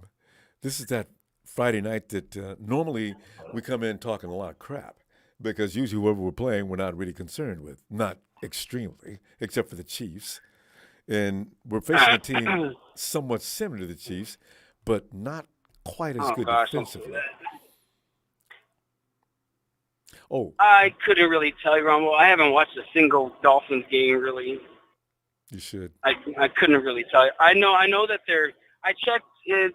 I know they're not undefeated. In the games that they did lose, Tua was not the quarterback, so that is concerning. But there's two things I look at because I stopped looking at things as far as, hey, comparing things. Hey, remember in '94 we played this team and then we're playing them this year, blah, blah, we're going to Super. No, I'm not doing any of that crap anymore. Yeah, I know, because it only hurts. This one I'm looking at. I'm looking at this, even though there is another comparison that scares me, but I'm not going to say it. But last time we played, what I like is, we played the Dolphins in the Super Bowl, beat them. Oh, wait a minute. No, I'm sorry. That was Cincinnati. We went and beat them a year, skipped, went back to Super Bowl and beat them again. Oh. I don't want them to beat us. That's what I'm getting at. Anyways, it's just stupid thing. But what I've noticed that all of Shanahan's proteges, he owns every single one of them. I know. That's a cool thing. A bad thing is every single player that has left us has beaten us. Pettis, Goodwin, friggin' who else? Who was Goodwin with when he beat us? He was with the Eagles. No. He was with the Seahawks. Remember, he was saying, "Oh, I wish I could be out there to play them." But Wait a minute. Wait. He was with the Seahawks this year or last? Was he with the Seahawks last year too? It was last year or the year before that. I think he was with the Eagles.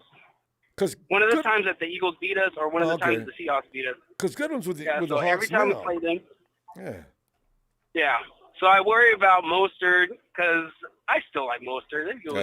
He's a humble dude, real good player. I believe they left that story out on purpose, but go ahead. I mean, you heard his rebuttal to it, right? I mean, he talked to Mayoko about it, even though a lot of people still don't believe it. I do. But he had his best career with the 49ers. I don't see him talking like that about. Well, he said he went to Garoppolo's brother's wedding and all that stuff. I mean, there's still that's family what I'm saying. there, you know what I'm saying? But he said good things about Jimmy too. I said good things about my former quarterback or ex-quarterback. Yeah. Well, we really don't know what goes on behind the scenes. Well, but this game, I'm not gonna lie. I think I'm gonna say what Tupac said: "F the media." The media's been pissing a lot of people off for a long time. Directly to the media. Yeah, so I really don't know what to look at this game, Rama, because it's almost looking at it in the mirror. And I'm a huge Jimmy fan, but it's like if it comes down to Jimmy, I get worried a little bit now. It's just like even though he's playing incredible ball right now, but it's like I don't know, man. The only way is to shut up. You gotta win. As long as CMC is playing, not to worry, okay? What I've noticed is CMC bails Jimmy out. When he used to make a lot of risky throws because Jimmy thought it was on him to make the play, right? So he's forcing that ball into places where he probably shouldn't. CMC always seems to be available, whereas nobody else on our team has ever been like that. But CMC is his safety net. You remember Tom Brady had Edelman? Now Jimmy's got CMC. You got to have those kind of guys. Every quarterback in the league has got a guy that can save him on any given play. Because when Ayuk's not available, CMC is. Debo's not available, CMC is. George is not available, CMC is. And those are the plays where he would have made a bad throw a lot.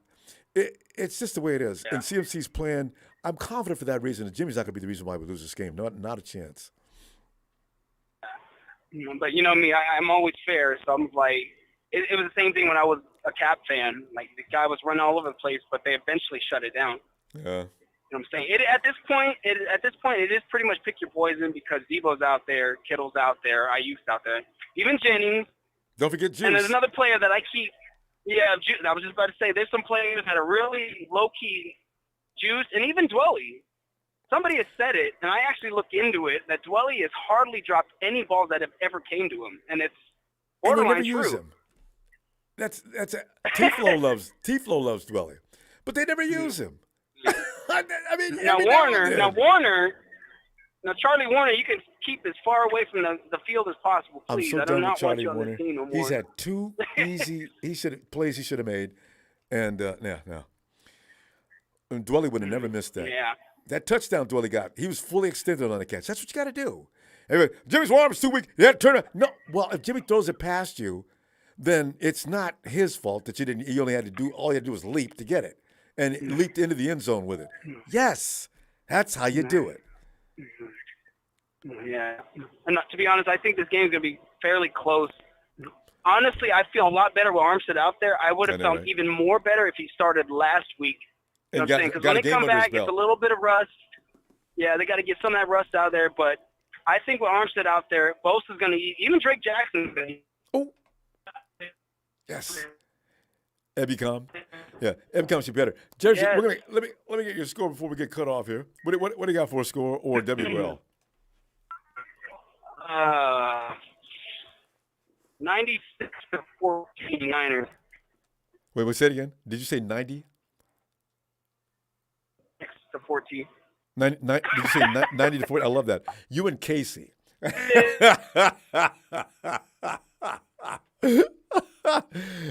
Jersey, you rolling down the road right now. Let me see you. Yeah, I got a W. Let me see you Sunday. Wait, Rob, are we playing in Santa Clara or no? Yeah, we're playing Santa Clara. All right, we're gonna hear a lot of touchdown Niners. Yes. All right, brother, have a good one, man. You too. Night, JJ. Be careful out there. Later, bud. Will do. We're gonna go check on Bethel again and see if he's Bethel. Hey, Bethel, you there? Hey, Ronbo. There he is. That's me. Harold Murillo. Armstead's healthy because he refused to play before he was. So I know he's definitely healthy. Hey, Bethel, come on in, man. You know how we're doing. We're talking about this game like we do on Friday nights. And, boy, everybody, we're all over the place tonight. There's no consensus on this game. Bethel, what are you thinking? I think the Niners are going to win. Okay. How come?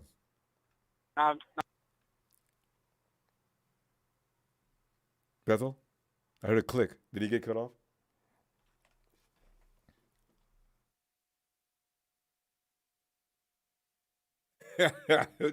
Was JJ pretending to be Bethel? The whole time. JJ's getting good. You had me fooled. Apparently Bethel's not there. So is anybody else here? Okay. JJ, you fiend. We got three guys that are excellent doing imitations. And Tony's the latest guy. And we got JJ, and Ellis is just frighteningly good. Comedians. Fam, honestly, I'm glad we had this talk, and I'm always glad we have this talk. I always push my mind at ease. I do not think the Dolphins' defense is not the 49ers, and in that case, it would make sense because I do know the 49ers are not going to let the Dolphins just score all over them. I just can't imagine that. So there's good reason to believe we have a chance to beat the Dolphins. I don't think it's just automatic. I just don't see it. With that said, though, thanks for the contributions tonight, fam. Always appreciated. Please subscribe as we get in here and talk crazy all the time so we can find you when it's time to do so. And please, don't forget the likes.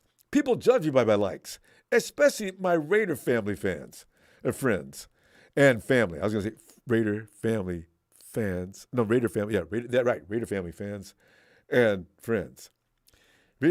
My world surrounded by Raider fans and family. Can you imagine what that's like? And they can't wait They have no shame whatsoever.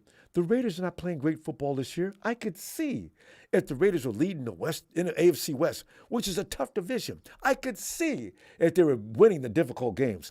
But last week, what am I doing? Well, listen, I want to tell y'all one thing right now. I want to appreciate you for beating the Seahawks. I had to actually thank them.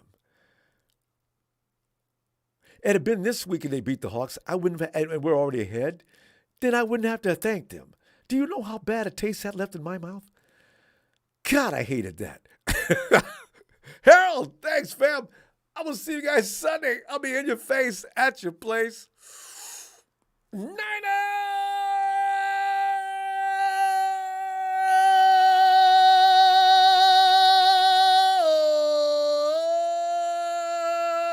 Let's go get this W. Yes.